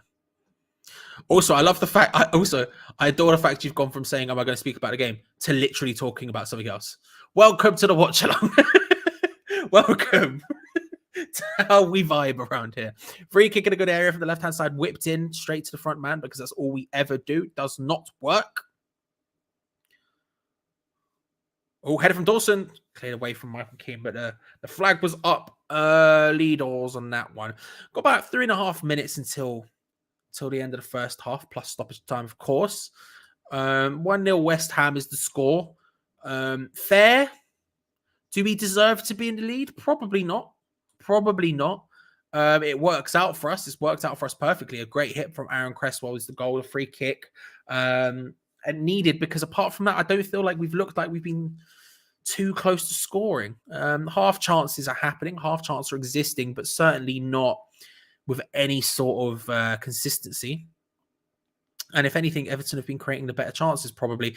So the fact we're 1-0 up is kind of wild. It's kind of wild, but we'll take it. It's forcing Everton into a position they don't want to be in. They haven't had a shot on target yet. They've had more shots. They've had 5-4, but they haven't had a shot on target. We've had 2. One was the free kick that went in, of course, and the other one was the Bowen shot from range, which just went straight into Pickford's hands, just a tester. But we've not created enough chances. Unsurprisingly for us, we've just not been able to break them down. That's not a shock. We're sitting very deep. This happens. This is a good opportunity. Pablo Fornals strides into the middle of the pitch, finds Benrahma, lays it through to Antonio beautifully. Maybe a touch around the goalkeeper. He does. Antonio a little bit too wide and hits the side netting. A beautiful opportunity. I tell you what, I don't know how I felt about the fact that Fornals and Benrahma have switched roles. Benrahma's now out on the left-hand side. I don't really know how I feel about that. But poor Pablo Fornals in the middle of the park decides to just pull the strings a little bit there. Finds Benrahma, who's through ball to Antonio. Is beautiful. And touch around Pickford is good, but he just goes in a way which means he has to take 1 or 2 extra strides. It just means it's a little bit wider than he has the opportunity to, and just hooks it back. I tell you what, he could have happened. I don't know. Could have happened. Oh, I'm aching all over. My voice is starting to go. This is rough. This is rough. And if you want to see how rough it can get, a top mark on YouTube. Come subscribe. Watch the watch along later on today for WrestleMania, because I'm going to be dead. Benrahma's pass, by the way. Oh, beautiful stuff. Beautiful stuff. Again, it's that idea of he wants to come in and around the area, right? He wants to drop into that space just outside the area. That's where Benrahma is effective. When he's out on the wing, which he is now, this is why I'm a bit concerned about it. If we start getting forward, we start getting a lot of possession, and he ends up being in this sort of the space between the corner flag and the area, that kind of little quadrant. He's really ineffective there. He can cross the ball well enough when it's on his strong foot, but it's not his best trait, right? Cross straight into the hands of Fabianski now. But if you put him in that area where he can cut inside into the sort of just outside the area, round the D, he starts to get effective. He comes alive, and that ball to Antonio was absolutely beautiful. I think the touch around the goalkeeper was good, but he just goes the wrong way. It means he has to take 2 or 3 extra strides. He doesn't want to take them by that point. The opportunities, he's too tight, hits the side net. It's frustrating because we're not counter-attacking. We're not breaking Everton down any successfully at all. It feels very much like the first ball out. The first ball out, we're not really getting anywhere with. We're struggling with, but it's when it sort of comes back into sort of the Rice Souček midfield area, that sort of, and we regain possession, and the rest of our team have finally moved forward when we start to become a bit more dangerous. Benrahma getting into a good position here. Again, he's in that quadrant now, that crossing area, which he's not super good in. Tries to put it back, whipped in. Bowen can't quite get his head on the end of that one. 2 minutes of stoppage time. We've got a minute and a half to go. Rice nods it forward. Souček down to Antonio. This is nicely done. Benrahma's there. He's going to want to try and dink it with his strong foot in. Deflects. Pickford stops it. Just over a minute until half time now. And yeah, it's frustrating. Like I say, it's not quite, it's that initial play forward just isn't quite happening for us. The players aren't far forward enough. We're just sitting so deep. And when it comes to the second one, that's when the ball happens, you know. We fail with the first one, it comes back, Rice and Souček intercept, Cresswell gets forward, Fredericks get forward, and then all of a sudden we have the numbers forward to actually try and create something, actually try and damage them. But that initial ball out just isn't really working for us at all right now. 30 seconds left. I don't want to look at the chat because I'm aware that there'll either be spoilers, it'll either be halftime, or there'll be a goal. So 30 seconds left. We'll wait until it's done. But overall, first half, I mean, if we're being honest about it, it's not been the worst by any stretch of the imagination. I think it's difficult. It's been a difficult one. We've probably been the second best team, but I wouldn't say by a significant distance. I don't think we're playing. There we go. There is the halftime whistle. I don't think we're playing particularly unreal. I don't think we're sitting here blitzing them. We're 1-0. Do we deserve it? I don't know. I potentially would err on the side of no. I think they've had the better chances, but a great free kick from Cresswell puts it in the postage stamp and bang, 1-0. And that's what's necessary, That's what's necessary. And maybe that's why we can afford to sit a little bit deeper. We can afford to let them be on top of us, because in that sense, we've already had we've got the go ahead. But my opinion doesn't matter. I'm not what people want to hear. Gio's is Gio. How do you feel? Good. I don't think there's loads between us in the first half. Actually, I think it's quite an even game, simply separated by a moment of magic, a moment of brilliance, and I'm okay with that. It happens in football. That's why you have good players, because they're capable of doing stuff like that. So yeah, happy, Charlie. It's not. I don't think we're playing badly, though. Do you know, there's sometimes I think we win, and I think we've played quite poorly. I don't think we're playing poorly. I think we're doing okay. I think Everton are doing okay. Neither side's doing anything wrong. There's not really been any individual errors. Been a couple of bits and pieces from one or two players where you're thinking could do a bit better. But yeah, I think we're playing all right. Maybe fortunate to be ahead, but only because the goal come from individual brilliance, and I'm all right with that. Yeah, I think I think I was saying this about 5 minutes ago, but I think it's still probably accurate. If you were to sort of give the team ratings, I would put us at probably like a 6 and Everton at a 6.5. I think they've had the better half chances, but they haven't had that final shot, and neither have we. And like you say, when it comes down to it, if there's some, listen, if this goes the entire game and we win 0-0, no complaints from me. I'll take that. It's easy. It's an easy slip up, this one potentially, and so far we're coming through it. I think we're not counter-attacking. We're sitting very deep and we're not really counter-attacking well enough. It feels like our initial play out isn't working. And then it comes back to Rice, Souček, that sort of area of the field. And then we've got enough people forward at that point from the initial movement to where that's when we start to cause damage. That's when you cause trouble. But the initial movements just always seem to be a little bit lacking. But there's still been a couple of opportunities where they've had to professional foul us. Keane is on a yellow because Antonio would have been through an opportunity. Like, they're going to have to, the game goes on. They can't take a loss. They would ideally not want a draw. They sort of need a win from this. And so the longer this goes on, I'm kind of okay with that. Did you first?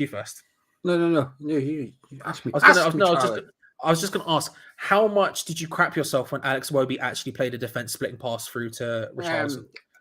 I didn't notice it was Iwobi at first. I thought, bloody hell, he's in. And he went past the keeper. I thought, oh, well done, Ryan. And then I saw the replay and I thought, crikey, that was Iwobi's pass. And then I saw Ryan Fredericks. While I thought Fredericks did really well to get back and recover, in the replay I saw why Richarlison was through. That's just because of how horrendous Ryan Fredericks' original defending was, where Richarlison's got like 20 yards between Fredericks and Dawson. He just simply runs between them, and then Fredericks decides to run with him and keep him on side.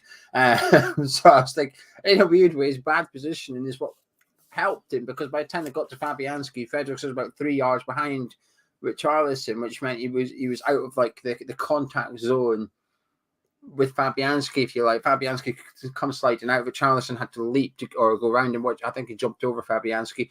Fredericks was so far behind. Fabianski wasn't in his way. He was able to just run around the back of Fabianski and pick the ball up. But that's my only concern. My only concern about the first half is Ryan Fredericks. I think Richarlison's got the better of him on a few occasions, which is going to happen. You know, Richarlison's a good player.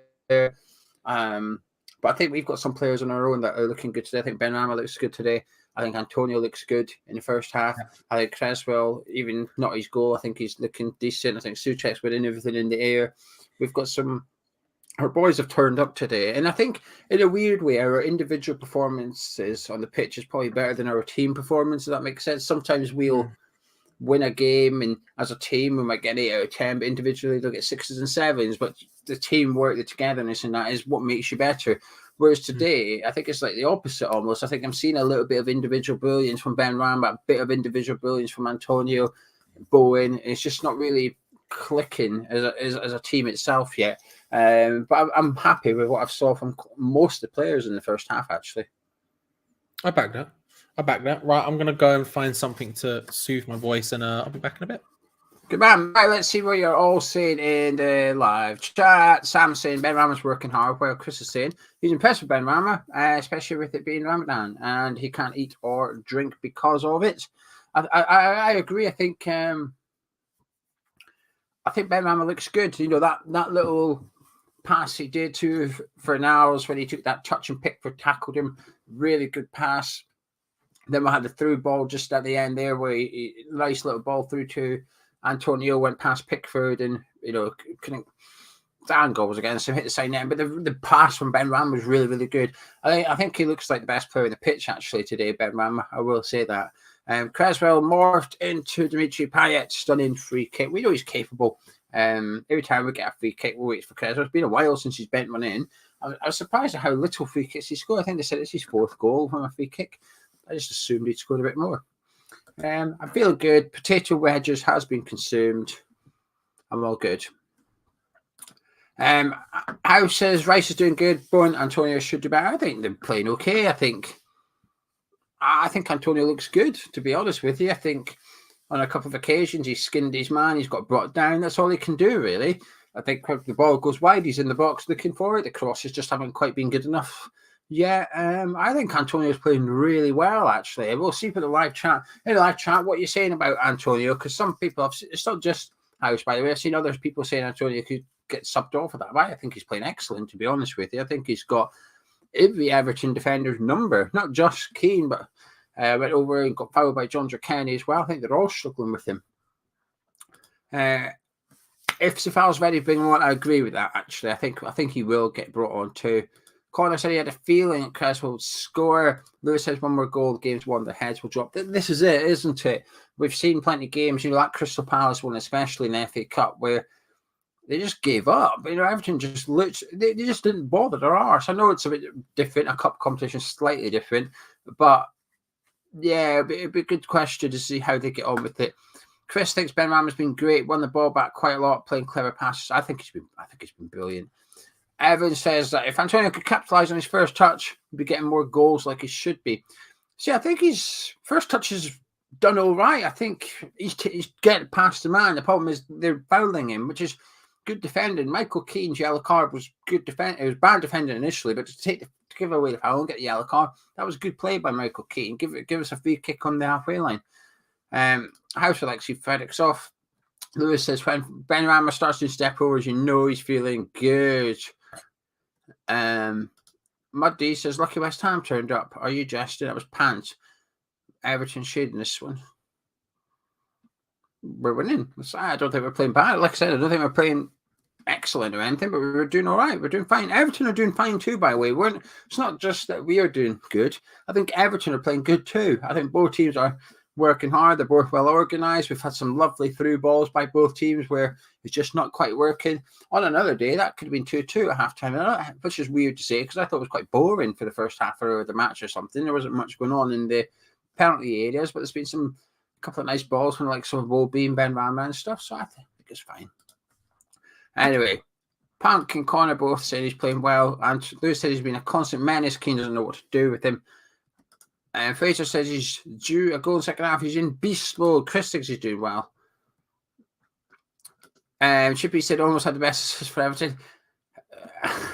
I couldn't believe it. That was like Fredericks' touch there for Richarlison. Long ball from Pickford. That's Richarlison's dream touch. He said to Richarlison, how would you like to control it? Oh, outside my right foot, please, and I'll bring it down. Pardon me. Fredericks done it for him. Nick thinks Dawson and Fredericks has been suspect. Most are agreeing with me about Antonio. And Michael says he's not noticed Souček too much. Yeah, I think he's doing okay. I wouldn't say he's having an amazing game or anything, but I think the game's bypassing midfield a little bit. Not just Souček, but Rice as well, and also Decore and Holgate. I think the majority of the players coming down the sides for both teams here. Leo said Frederick switches off at moments of the game. That was a great defensive recovery. And Will said a little bit too possession for Everton for my liking. Oh, a little bit too much possession for Everton for his liking. Sam says we're not playing that well, 6 out of 10, but that's okay. 5 out of 10 is like bang average, just a bit above average. But Charlison's outside the foot dink was delightful, especially when he dropped over the bar. And Johnny says, I wish Frederick could assist our lot rather than theirs. Yeah, we saw his sub, didn't we? That wasn't great, was it? Jordan would like to see Souček and Rice get more control in the game. Yeah, I agree with that. I can see why you would think that.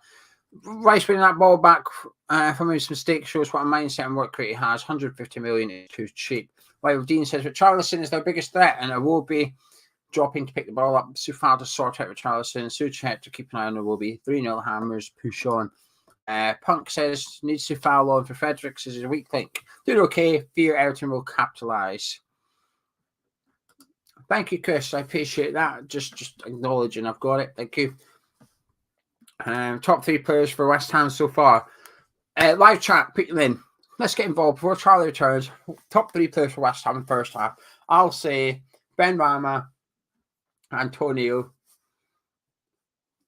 And it's got to be Cresswell. You know, I think he's playing okay as well, like in open play, but then he's got the goal, which just separated the two teams. And it was an unbelievable goal. So I'm going to say Cresswell, Ben Rama, Antonio. Leo says Souček with his passing has to be better with his passing, but solid defensively. While Lewis says he's never been Frederick's biggest fan. He's a clumsy footballer, makes basic errors every game. Ferrari engine in the Fiat Punto. Michael says got to get Antonio running at Kane. He's on the yellow card. Chris is asking where Lanzini is. He's got a bruised hip. He was in the car crash Thursday. I think it was Thursday on the way to training. He was in a car crash and he's got a bruised hip, so that's why he's not there. Leo's missed the build-up. Johnson's injured, we believe. He's not on the bench, Leo, but Soufal is. But Norman Hammer says that he doesn't think Soufal's got the pace to keep up with Charlison, which is very fair. As much as I think Soufal, why people want to see him, I get it. Fredericks ain't doing great. He's not had a great season, Soufal. He's not. He's, in 2 of his last 3 games or 4 games before he got injured, he was subbed off, and one of them at half-time as well. Yeah, Adam saying he would do this sub for Fredericks or Soufal. I think he's going to have to do it at some point. But anyway, top 3 West Ham players I asked for. Let's see what you guys are saying. Chris says Ben Rama, Cresswell, Rice. Robert says Rice, Zuma, Antonio. Jordan says Zuma, Cresswell, Antonio. Well, Major says Ben Rama, Zuma, and Antonio. Cresswell, Antonio, Rice. Ben Rama, Antonio, Cresswell. Antonio, Ben Rama, Rice. Rice. Antonio, Rice, Ben Rama. Rice, Zuma, Cresswell. Cresswell, Zuma, Antonio. Rufan says Finals, the first one to say Finals. Everybody is saying Rice, Ben Rama, Zuma, Antonio, Cresswell. Those 5. Basically, Charlie said, who's the top 3 West Ham players for the first half? I said Cresswell, Ben Rama, Antonio. What are you saying? Exactly what you're saying. Exactly what you're saying, to be honest. I think in the same, plus Zuma and Rice is getting a lot of votes as well.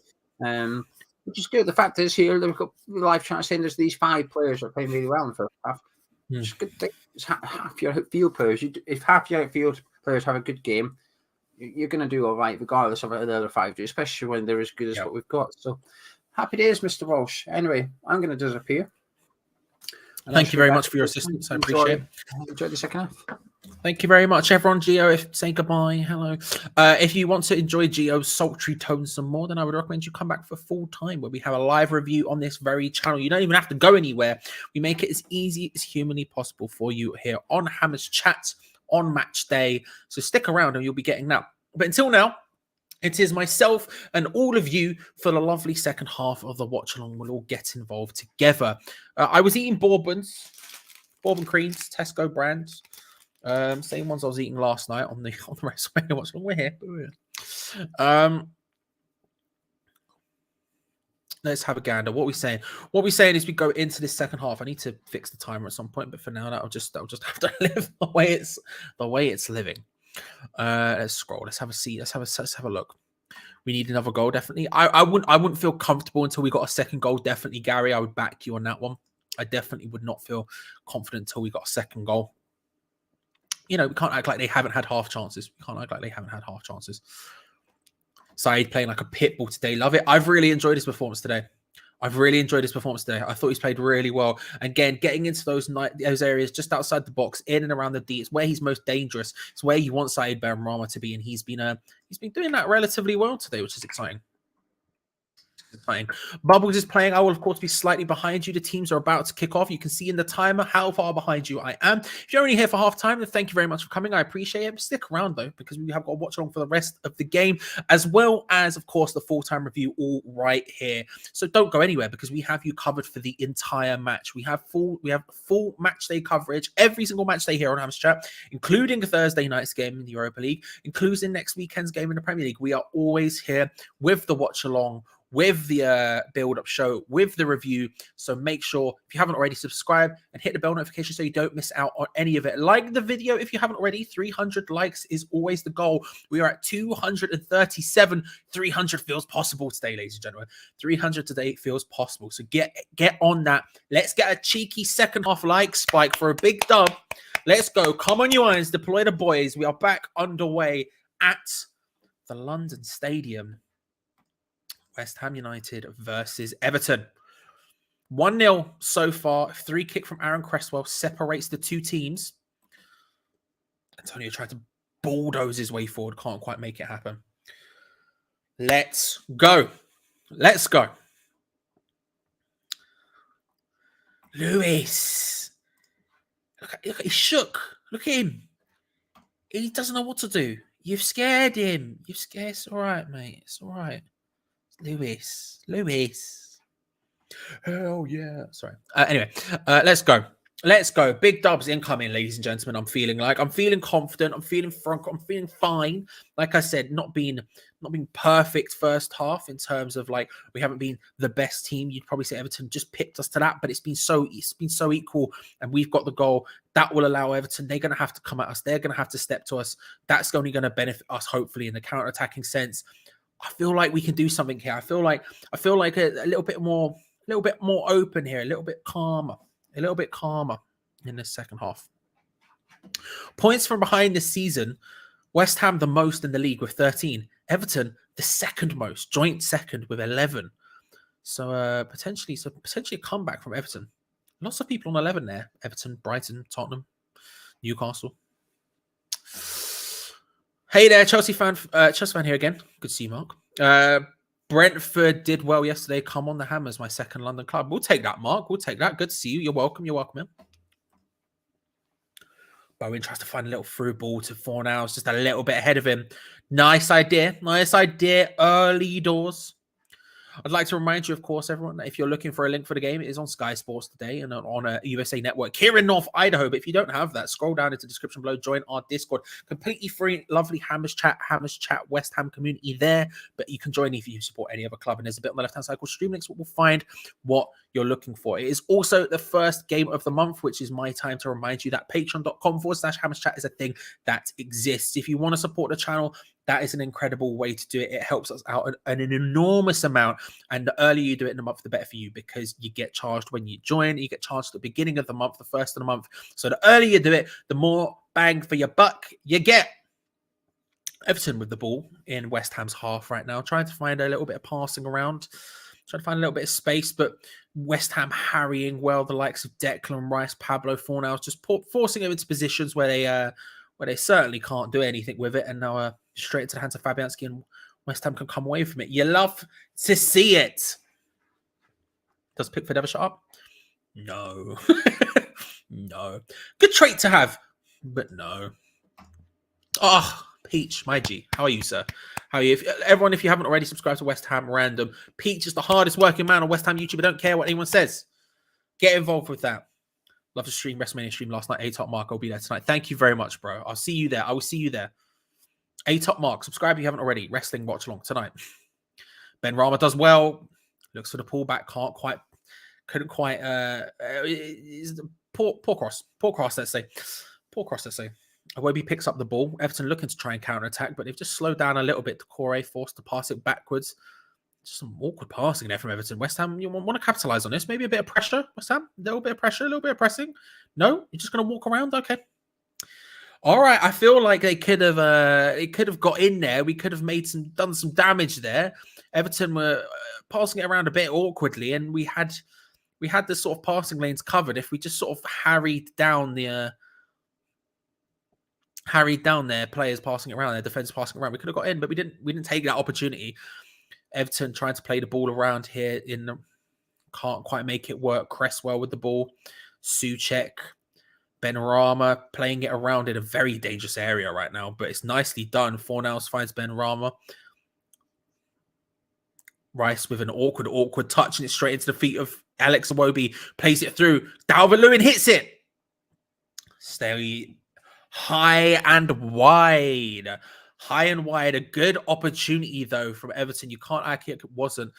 Declan Rice with an uncharacteristically poor touch straight into the path of Alex Iwobi, who plays it through to Calvert-Lewin. It's a tight angle. It's a difficult angle, to be fair.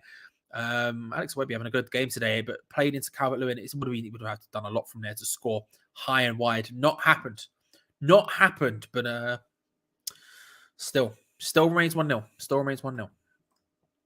Everton from relegation. I can't believe it. Neither can I. And it's kind of mad. Spoken like a true accountant. Listen, more bang for your buck. I know what I'm talking about, Mark. I used to be an accountant. I did finance for 2.5 years, I know vaguely what I'm talking about. Profit, loss, stuff. I know bits. I know stuff. In his previous 7 appearances, 15 shots from Dominic Calvert-Lewin, 3 shots on target, expected goals 2.0, 0 goals. Suggests that he definitely will be scoring at some point soon. He's underperforming. At the same time, he's obviously out of form. That's not a shock for anyone. Twice Rice has done that. Very unusual, giving the ball away. Sloppy. First of all, Michael, good to see you, bro. I gave you a little wave at halftime because I haven't said hello yet, but I hope you're well, bro. I hope everyone's good. Michael, the best voice in the biz, ladies and gentlemen. If you haven't heard this man sing, got pipes, bruv. Yeah, very unusual. He's not one for. Usually his touch doesn't come even close to letting him down, but yeah, second time. I don't like pacey players against us. Feels like it's a weak point. Says Jordan. I know what you mean. I certainly know what you mean. There's a.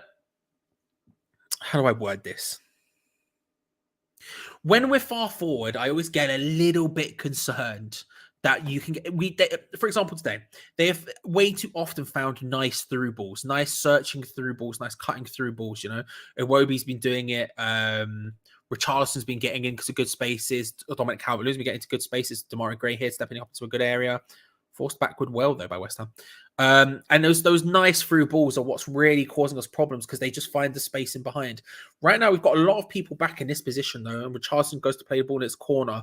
That's when I get a little bit more confident. When we're sat deep and we're just saying to them, come on to us, deal with us, come on in. When we're in our own area, nice, good stuff. I can do that. But when it's when we're stepping forward and they can find that space in behind us, that's when I get really concerned. I think you're right about that, Jordan. I think you're right about that. Corner for Everton in the meantime, anyway. On the left-hand side, Demarai Gray going to take it, whips it in, punched away awkwardly by Fabianski. Charleston looking to control it, plays it back, hit. And it's Mason Holgate who scores.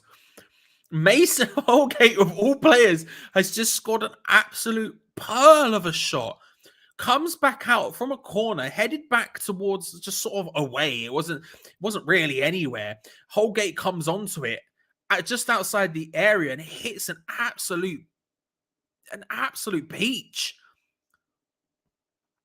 Just straight into that bottom corner, just slices it into that bottom corner. That is absolutely beautiful from Mason Holgate. Fair play. Trying to see if it deflects. I don't think it does. Just knocked back by Richarlison well. And Holgate, it takes a huge deflection off Pablo Fornals. It takes a massive deflection off Pablo Fornals. It's actually, I probably wouldn't class it as an own goal because I think it's probably on target regardless. But that is definitely off Pablo Fornals last, unfortunately. And it is West Ham United 1, Everton 1. I tell you what, that is a very nice. It happens. Poor marking, says Mitchell. 2-1 still on. I'm still on for my 3-1 as well, to be fair. Unlucky deflection. 1-1. Crap 4-0s. F off. Lucky goal. Fab is crap. Defense is rubbish. Such a liability, says Darren. Terrible start. Where's the fire in the belly? I agree with James there. I think we started both halves in this game awfully. That's become a trend all too often. For the majority of this season, we've definitely started halves just poorly. Beginning of the game, we were beautiful. Beginning of the season, we were beautiful at it. We started halves on fire. We came flying at people. We made it as difficult as humanly possible for them. But since then, we've dropped off massively in terms of half start specifically. And today is another good example of it. First half, we started really poorly. Second half, we started just as poorly again. And now it's 1-1. This is awful control back the corridor. This is a perfect situation for Everton to be in now. You know, perfect situation. They forced us into Cresswell to Fabianski. Jesus Christ. They felt like the more dangerous side out of the two anyway, not by a significant distance, but they had the better of the half chances. But we scored the absolute peach of a free kick. It felt like good. Okay, come on to us. You know, that sort of works out for us because we need to be more effective at counterattacking because we just haven't been effective enough at it today in general. And at this point, Everton in full swing, you know. Demarai Gray whoops into the area, just awful shot. Let's not even talk about it. We'll see how it goes. There needs to be a little bit of something. Needs to be a little bit of something here because, to be honest with you, stress.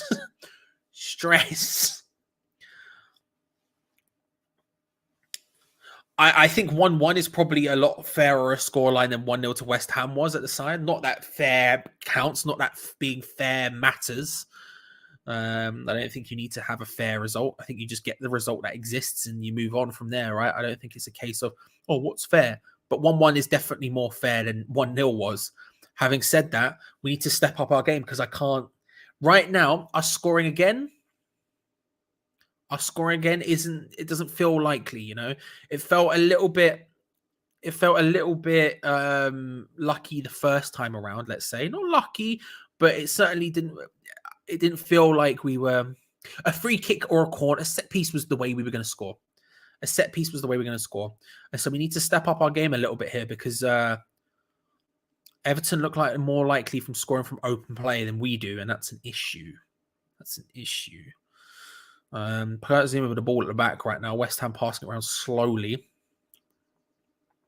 I'm okay with that. We need to get numbers forward, and when we've tried to ping it forward quickly, it's not really worked out for us today. So I'm okay with us sort of passing it slowly. Or that's a power pass from Cresswell into the straight to path for Kenny, who's charging forward.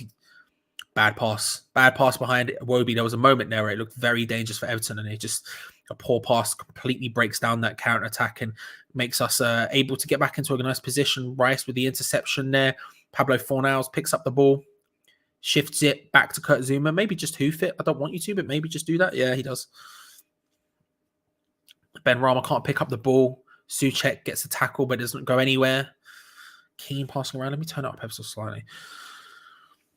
Oh, Pablo Fornals through beautiful to Mikel Antonio, who's maybe just one-on-one with the goalkeeper, takes it a bit far. Touch. Bowen gets the follow-up. Let's go. My voice hurts so much. But Jared Bowen makes it 2-1 to West Ham. Let's go. Mikel Antonio, Pablo Fornals, the ball through was absolutely beautiful to Mikel Antonio, who's charging through on goal. Wasn't quite one-on-one. He still had a lot to do. There was a defender with him, which meant he couldn't put it onto his stronger foot, really. Instead, he hits it. It's a save from Pickford. Ooh, hint of offside, maybe? No, he looks onside to me. Instead, Pickford makes the save, and Jared Bowen's the one who follows up with it. It's good. Come on, Jared. Good work. Jared Bowen's looked sharp today, to be fair. And he's got the goal from it. Beautiful pass. First time from Pablo Fornals into the path of Antonio.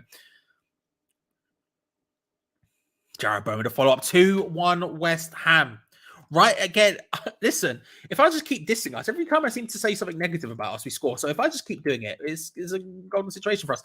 But every time it happens, it's worked out for us. We'll take it. Antonio is onside by bigger margin than I thought he was. It looked just about onside to me in the replay anyway, but the VAR check there, he's very, very onside. West Ham 2, Everton 1. Come on, you Irons. Let's go. Let's it. Now, all I have to do is just keep being negative and we'll score again. Every time I say something bad about West Ham, we get a goal. Benrahma through again. Can't quite find Antonio. Snuffed out well by Everton there. Fornals maybe trying to get on the end of it. Can't. Kenny does well. Finds Alex Iwobi, and now Everton on the counter-attack nicely. Finds Dominic Calvert-Lewin. It's a really nice opportunity for Everton. He charges through. That is a good tackle from Declan Rice at the last. At the death. At the death. Dominic Calvert-Lewin asking for a foul there. Referee Michael Oliver is not having any of it. It was slotted through. Dominic Calvert-Lewin charging down. Ryan Fredericks at the death just comes in. It's not the best challenge you're ever going to see in your life. It's not the cleanest challenge you're ever going to see in your life. It wasn't the most, it's not Maldini in his prime, but he gets in, he gets his foot on the ball. He does well. Good work, Ryan Fredericks. Fair play. Fair play. HM Lot says, I'm only subscribing to say West Ham are a dead club. Now, HM Lot, what I would say is learn to do grammar better, because that is the wrong two. Take the L.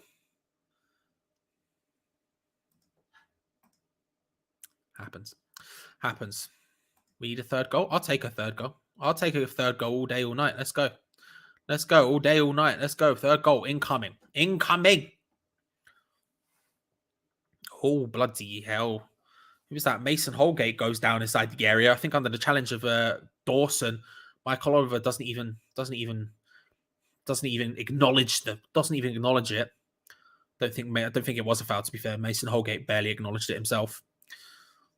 Iwobi trying to play the ball forward now, finds Richarlison in that final third. Decore, nice ball with the outside of his boot to Kenny out on the right-hand side. Maybe looking to an early cross here. Does get it in. Richarlison tries to attack it.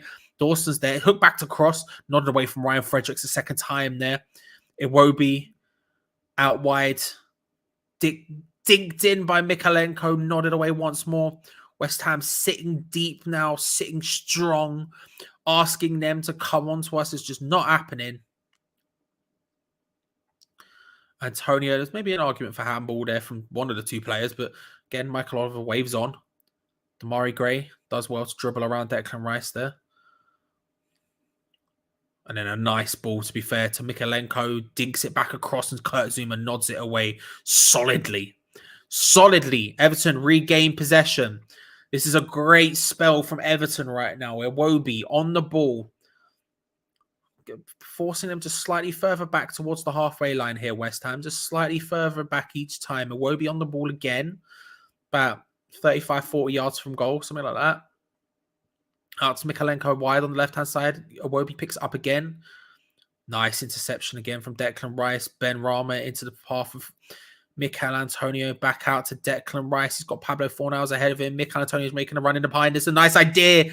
Jordan Pickford does well to come out and get that one. It was nice idea. Nice dink over the top. Oh, Souček and Dominic Calvert-Lewin tying up there. Craig Dawson coming through what can only be described as a ruthless challenge. Uncompromising from Craig Dawson. It's a moment there where it looks like Richarlison's coming through, and Richarlison's already going down. Don't get me wrong, he's being very OTT about the whole situation, but robust challenge from Craig Dawson. We're looking at the penalty. Looking at the penalty claim from Holgate there. I'm going to be honest, bit pathetic from Holgate there to look for a pen there. Dawson just claps him.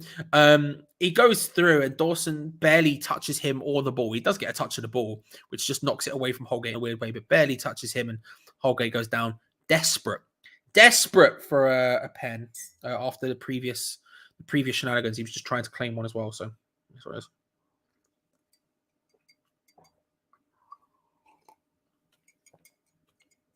Pinged in, nodded away. Pablo Fornals maybe trying to play the ball our way now for West Ham. Fornals. Benrahma was making a nice run on the inside. Just couldn't quite find him, but picks it up once more. Does Benrahma into the path of Declan Rice, who is further forward than Mikel Antonio. That's an issue. Jared Bowen out on the right-hand side. Takes on Mikalenko. Can't quite find the ball past him. Rice puts it into a decent-ish area. Keane just cuts it out. Iwobi can't quite find the ball forward. It's bouncing about here. Michael Keane's got in. He could be in trouble. The referee's got into the pocket. I think that was Keane. Was it Keane? He's picked out a yellow card. And there it is. It is a red card. Everton are down to 10 men. Michael Keane gets the red. Third successive game. Is that what, did the commentator just say that right? 3 games in a row. Everton have gone down to 10 men. Is that true? Is that true? Is that true? He's certainly not been the player he once was. Red card, got to go for it now. Ionix, you called it. Big plays, Ionix. Love that. Love that. Love that. Love it. Said Keane would get red. He was on the booking for a professional foul in the first, and then the second one here has just not gone well for him. Not gone well for him at all.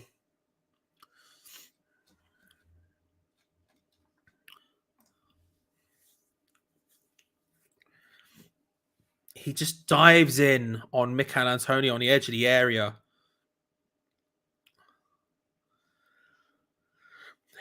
Very awkward from Everton's captain there. He knew instantaneously when he did it, he was off as well. And he has put Everton deep in the mire. Deep in the mire. West Ham 2, Everton 1. Everton down to 10 men for the third game in a row. 25 minutes left plus stoppage time on the clock. And West Ham have an excellent opportunity here to really put them to the sword. Cresswell with a free kick. Scored in the first half from a similar-ish position. Can he swaz another one in top bins? Are we going to see a bit of Jeremy Lynch-Teckers? Close but wide. Close but wide. Yeah, I've noticed my internet's not going great, Jeff, right now. I'm not sure what the problem is. You know, I could try and figure. I'll try and figure it out. I don't know what I can do, but I'll try and figure it out. I could disconnect my phone. How about that? Maybe that'll work. Who knows? Who knows? It shouldn't be. I don't know why it's doing it, Jeff. I don't know why it's doing it. Richarlison on the outside of the area finds Damari Gray. Everton desperately trying to find a way through now. Down to 10 men. This is going to be twice as difficult. Have they made a sub, by the way, or was Holgate just moved back into centre-back? That would make sense, right? Holgate moves back. You don't have to make any subs for it. You just sort of shift the players around. That would be a problem for Decore.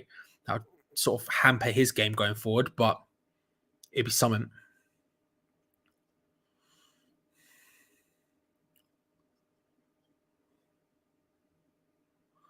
Iwobi pings it into a nice-ish area.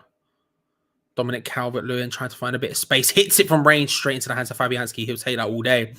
We'll take shots from there as much as you want, mate. Take shots from there as much as you want. You know? You know? Fine by me. Fine by me. By me.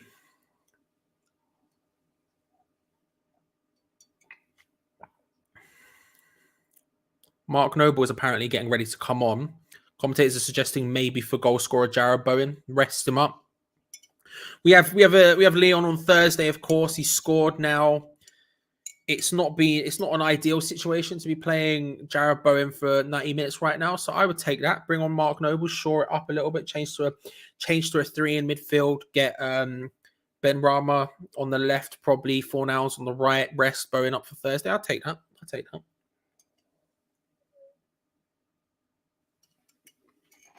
I'll take that. Fornals picks up the ball, lays it in towards Declan Rice. West Ham just happy to pass it about as calm as possible right now, and I'm equally happy for that. Ben Rama dropping very deep, getting involved in the play. You love to see it. You love to see it. I think the slower our build-up play today, the better for us. You know, we've not been incredible with the counter-attacks, and so I'm pretty happy for us to just pass it around quite calmly. I'm happy for it. I'm happy for us to just chill out with this one. Souček out wide to Zuma. Again, we really are just taking our time. Cresswell into Mikel Antonio. Instantaneously, we lose the ball. And have to pick it up, and Holgate's gone down. Pickford's cleared it out for Holgate, who's gone down holding his calf. He's trying to do a little bit of something. In comes the sub. It is Mark Noble for Jared Bowen. Jared Bowen with a goal, ladies and gentlemen. Good to see. You love to see it. A sub in the 69th. Yay. Come on. It's happened. The one time I didn't bloody say it as well. Because I didn't make a prediction. We'll take that. Whoever said 69 minutes? Dan did. I remember Dan did. Dan always backs to 69. Anyone else who backed to 69 minutes? It's happened. It's happened. Decent performance from Jared. First game back. We'll take that. We'll take that. Baby more time, says Tom. The people back it. The people back it.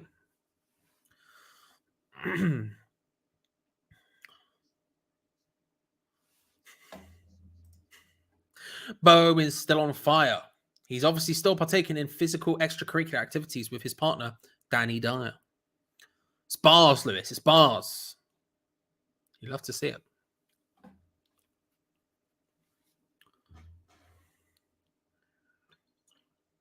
Do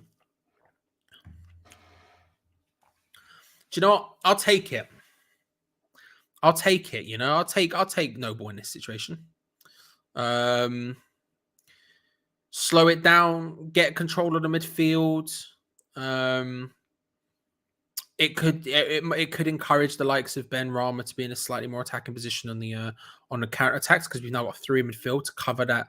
To cover it well on lunge, stretch ball from Cresswell over the top, and Pickford forced to come out. Going to be a throw in a good area for West Ham. Good ball over the top. I'm fine with that. I'll take that. You know, I'll take that. I think that's an okay idea. I think that's an okay idea right now. The 4 away games Frank Lampard has had for Everton so far: a 3-1 loss, a 2-0 loss, a 5-0 loss, and a 4-0 loss. And right now he's down 2-1. Not sure why they hired Lampard in the first place. I've never been convinced by him as a manager. Yeah, here we are.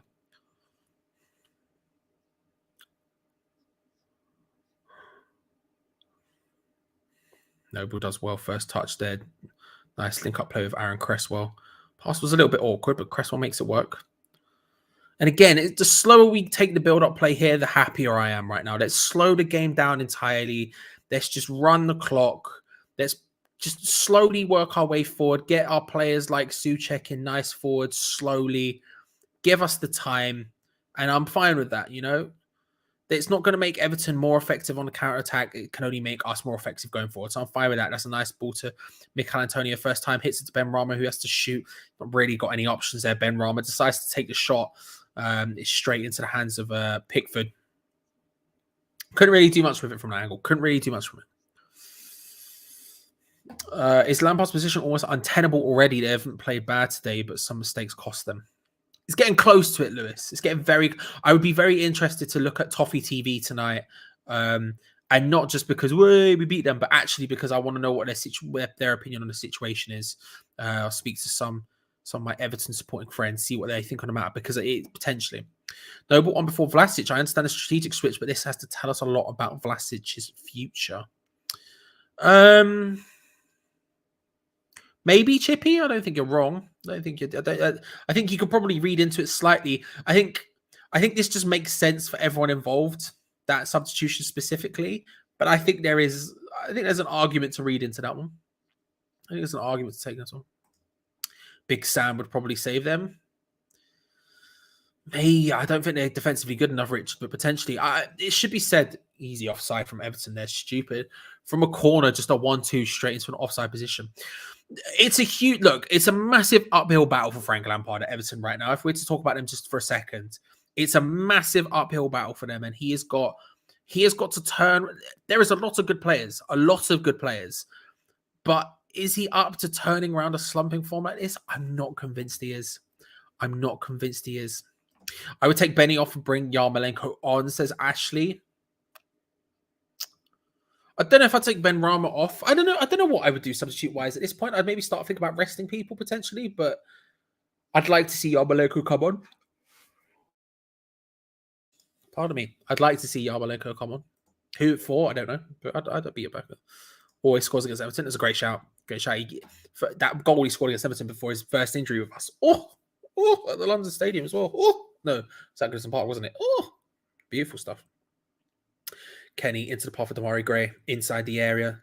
Looking for something. We've just got so many bodies back. He can't do anything. He's forced back. So Iwobi, Richarlison back to Iwobi, out wide to Michaelenko, back to Iwobi, slowly forcing them further and further back.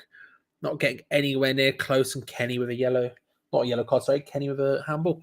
Just slowly, just dealing with this game now. We've got control of this. It's good game management, is the way I would describe it. That's what we're looking for. Slow the game down. Let it play it out, Let it play out. We're in no particular rush, Let's not encourage them to be in one. Let's pass it around slowly. Let's take our time. Let's run the clock down. Let's just get some nice game management involved. Keep control of the ball. Keep control of possession. And screw it. Let's score 8 more. Why not? Why not? Lampard is a championship. I'm not even... Look, I'll be honest with this. I was never convinced by Lampard at Derby either. I thought that Derby team should have got promoted when he was manager, and he didn't do it. I think they were good enough to get promoted. I think they'd spent a lot of money and should have got promoted, and they didn't do it. I've never really been convinced by him. Good season at Chelsea, second one poor, and since I don't know. I don't know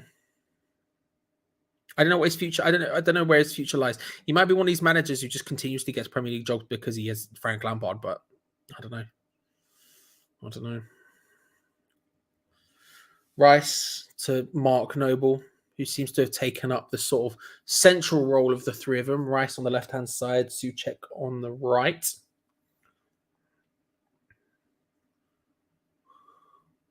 Do you know what? It's not the most exciting finish to the game. I won't lie to you, but I will happily just play this one out for 2-1, pass it round as calmly as humanly possible, and take all of the time in the world. I'm fine with that.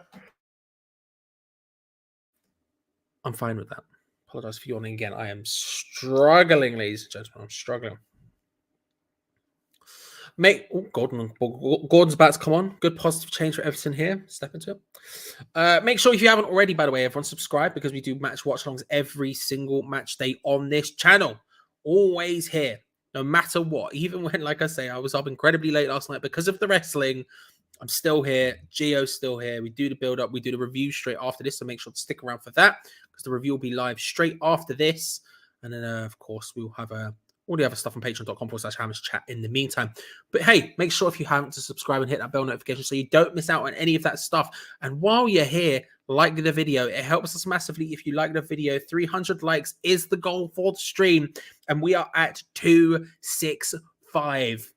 A last unearned like spike, ladies and gentlemen. We could be hitting that 300 mark. We're incredibly close. Let's get it going. Cheeky like spike. Let's move. Let's play. We will get there. Here comes Anthony Gordon. And he comes on for Dominic Calvert-Lewin. An interesting change. Interesting change. I am struggling, apparently. An interesting substitution there.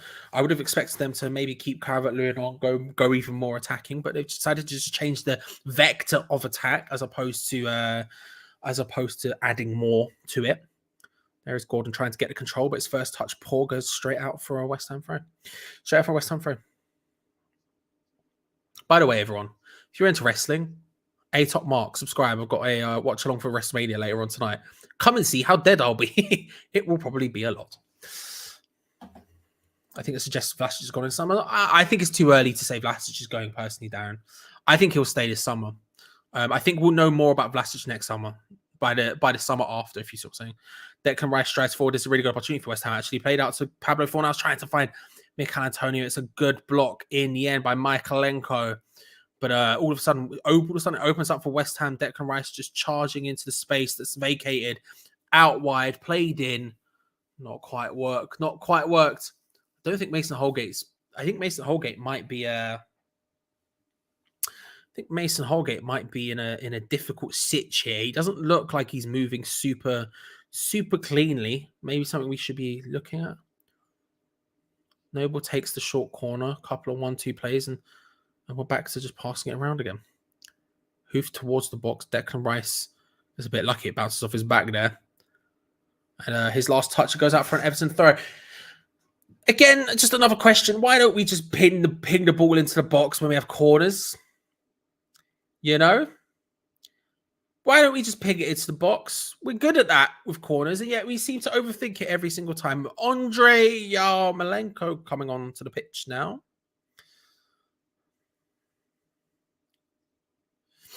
We'll take that. Oh, nice run by Richarlison. Just takes it around for Zuma. Tries to play it in, but Ryan Fredericks does well to recover that one.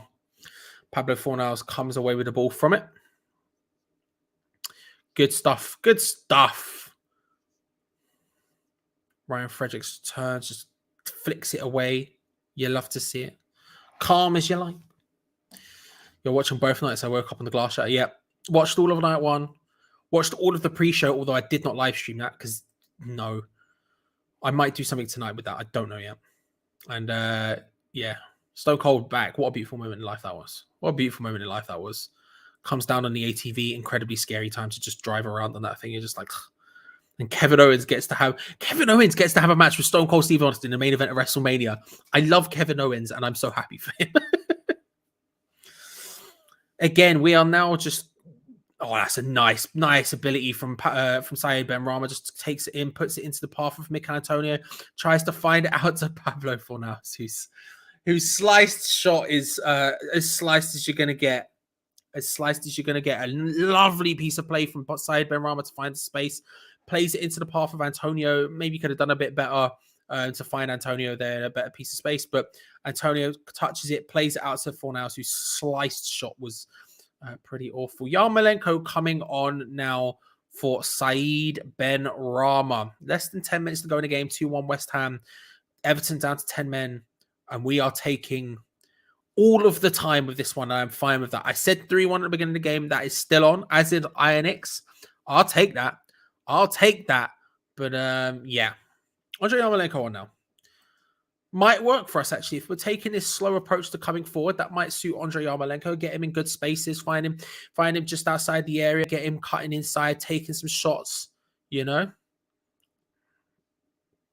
Big plays, I'll take that. Glenn's here. My G, how are you, sir? Top 4 is under threat from the Hammers. We'll see what happens, Glenn. I'm not going to get ahead of myself just yet, but we're massive. So, you know how it goes. Hope you're well, Glenn, by the way. Thank you for coming to the stream last night, bro. I appreciate it. I'm very tired. I'm dying, Glenn. I'm dying. Help me.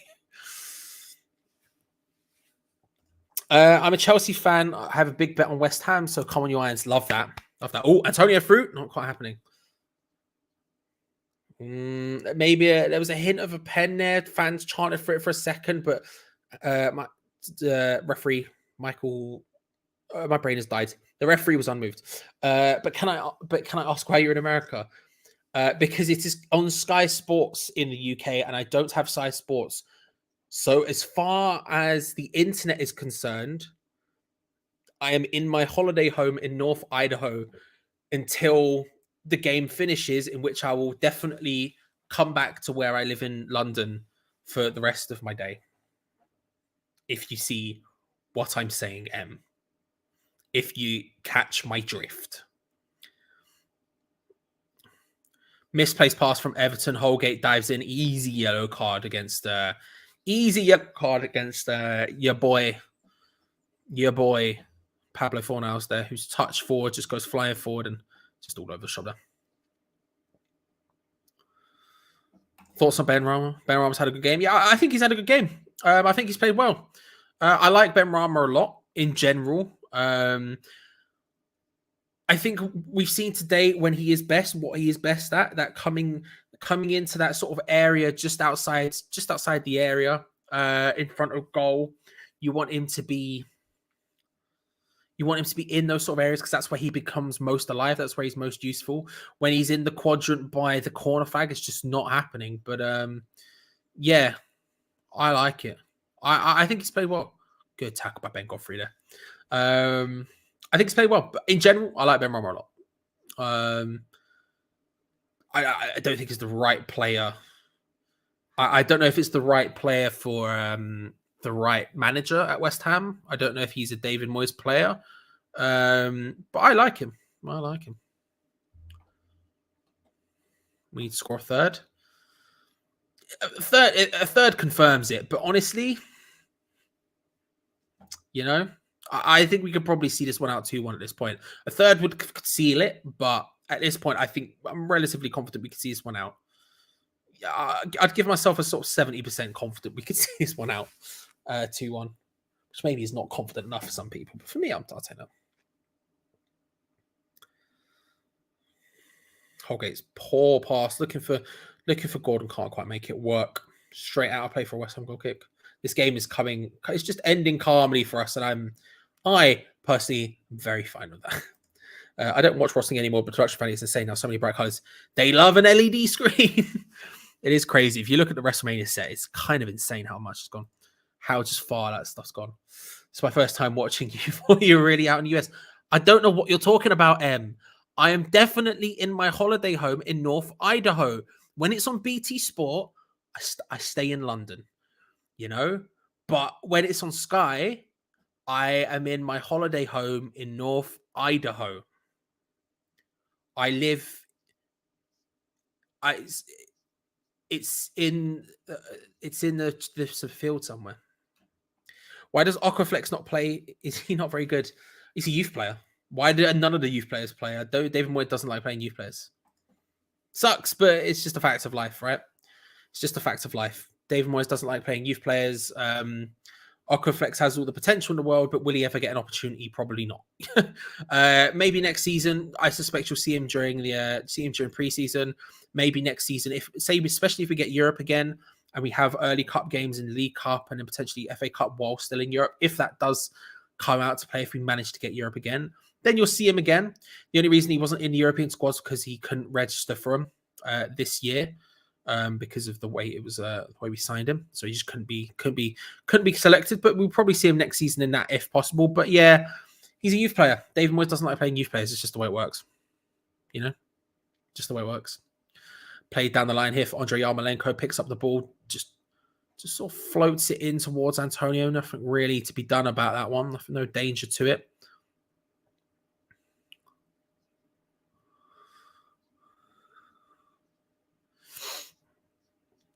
Throw in on about the halfway line. 3 minutes plus stoppage time to go. Throw in on the halfway line for West Ham. And honestly, I'm fine with it. I'm pretty confident at this point. I'm pretty flipping confident at this point. We've slowed the game down hugely in the last 10, 15 minutes to an absolute snail's pace, and 10-man Everton have not really been able to do anything about it. Good. I don't usually say this, like people who watch along consistently know I wouldn't usually say this about David Moyes. Perfect in game management for me. Perfect in game management for me. Just kill the game dead. You know, and that's exactly what we've done. It's difficult for them. They're down to 10 men. They're one down. They need to try and come at us. But the counter-attack for us just hasn't really worked for us. Hasn't really worked for us today. You know, we've not been clinical enough in the counter-attack. We've not been consistent enough with the counter-attack. So for us to get into better positions, we need to take our time. We need to allow the players to move forward, because we just weren't transitioning from defense to attack with anywhere near enough consistency. Pablo Fornals does really well there. Trying to do anything. Richarlison trying it. Fabianski just comes and collects it. Richarlison just giving it his best. We need to slow it down. We need to allow the players to get further forward, and that's what we've done. That's what we've done successfully. Minute and a half to go plus stoppage time. Everton down to 10, and to be honest with you, I can't see a way they're scoring here. I'm one of those people who always wants to win. I want to see us put teams to the sword, and I can see, where is it? Here you go. No killer instinct. We should put them away. You know, stuff like that. I usually would agree with that, but to be honest with you, today I think this is the way. I think this is a way of winning this game. I think it's the right thing to do. I think it's the calm thing to do, and I back it. Minute to go plus stoppage time, which I've just seen offer says 4 minutes. So 5 minutes left to go. We'll see how it goes. Would love to see us target Godfrey this summer. I think Godfrey's really good. I really like Godfrey. I would be interested in him, certainly. We'll see what happens with Everton. I suspect he'll stay, but I would be very interested in Godfrey.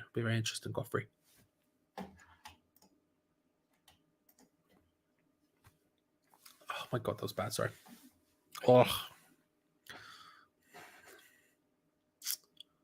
30 seconds plus stoppage time. And Everton, the pass on the ball around, and Wobie's getting involved, pulling the strings deep in play, trying to whip that ball in. So Charlison can't quite get his head on it. Decore gets the control. Back to Godfrey. My definite TV connection in North Idaho is going a bit weird. We'll see how it goes. Spencer, sir, I put £1,000 on West Ham. I'm so nervous. First of all, congratulations on being in a financial position you can put £1,000 on any bet, because that's madness. Second of all, I've got nervous for you. I was really confident until that, Spencer. Now I'm bricking it. No, you got this. It'll be fine. I'm confident with you. I'm confident, Spencer. I'm confident. £1,000. You're crazy. You're crazy, Spencer. You're crazy. Is Everton at home? Park the bus. We're not really parking, but we're playing West Ham. We've got David Moyes as manager. I don't know what you want from us. This is what we do. He has good attributes, but he's quite poor defensively. Oh, that's a fair point. I like him. I'd be interested to see him in a back three. I like him, but I'm picking up what you're throwing up. Why is he not playing? I believe because of his the car crash stuff. We'll see what happens. I'm not sure, but that's what I believe it is. I'll tell you what, at this point, we're 2.5 minutes away from full time. 2.5 minutes away from full time. Game's coming to a conclusion. I'd ask you all for your man of the match. Let me know in the chat who is your man of the match. Whoever gets the most votes as I scroll through, sort of as an eye test, will win the Hammers Chat man of the match. So let me know. Let me know who you're thinking. Let me know who you're vibing for man of the match, ladies and gentlemen. There we go. There's the info we needed. Where is it? Where was it? Lanzini has a bruised hip from the car crash. There you go. I didn't notice that, so fair.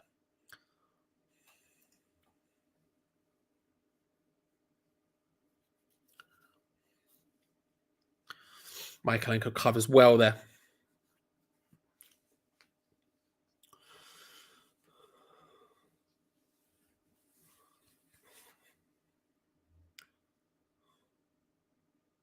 Mikel Antonio does well.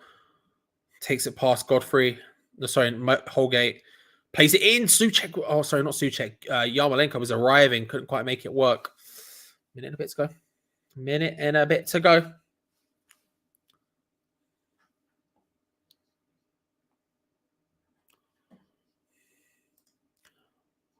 Rice getting a vote for man of the match there.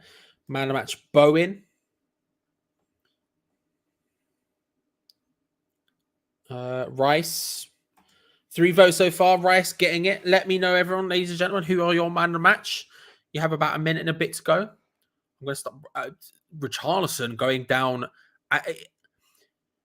My man has taken one heck of a tumble.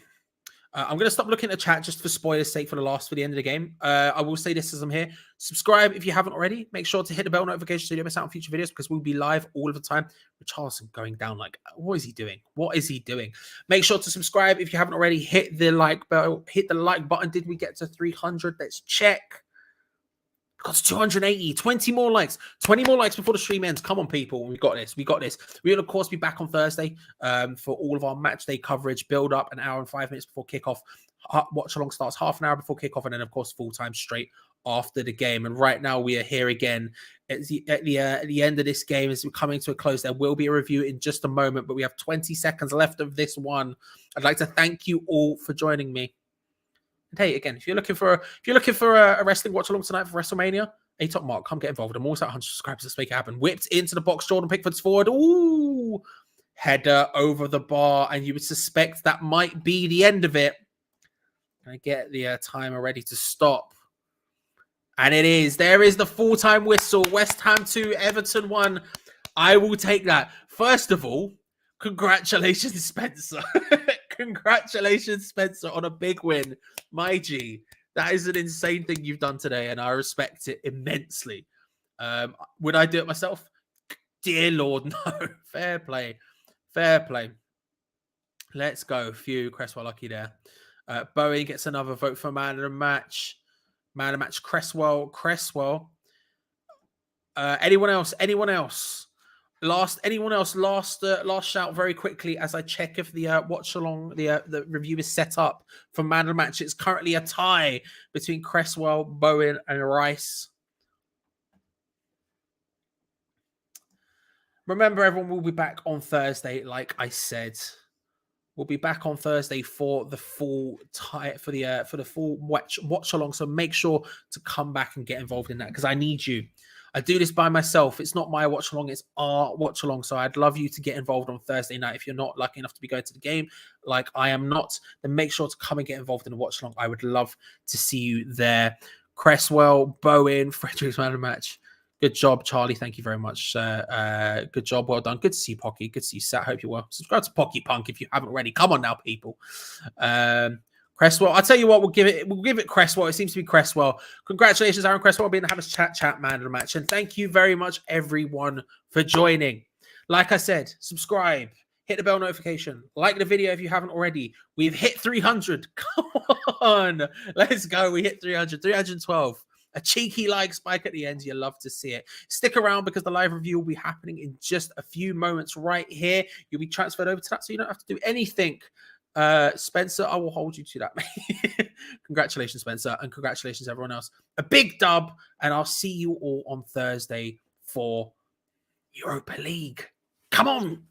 Come on, you guys. Big dub. Speak to you later, everyone. Bye.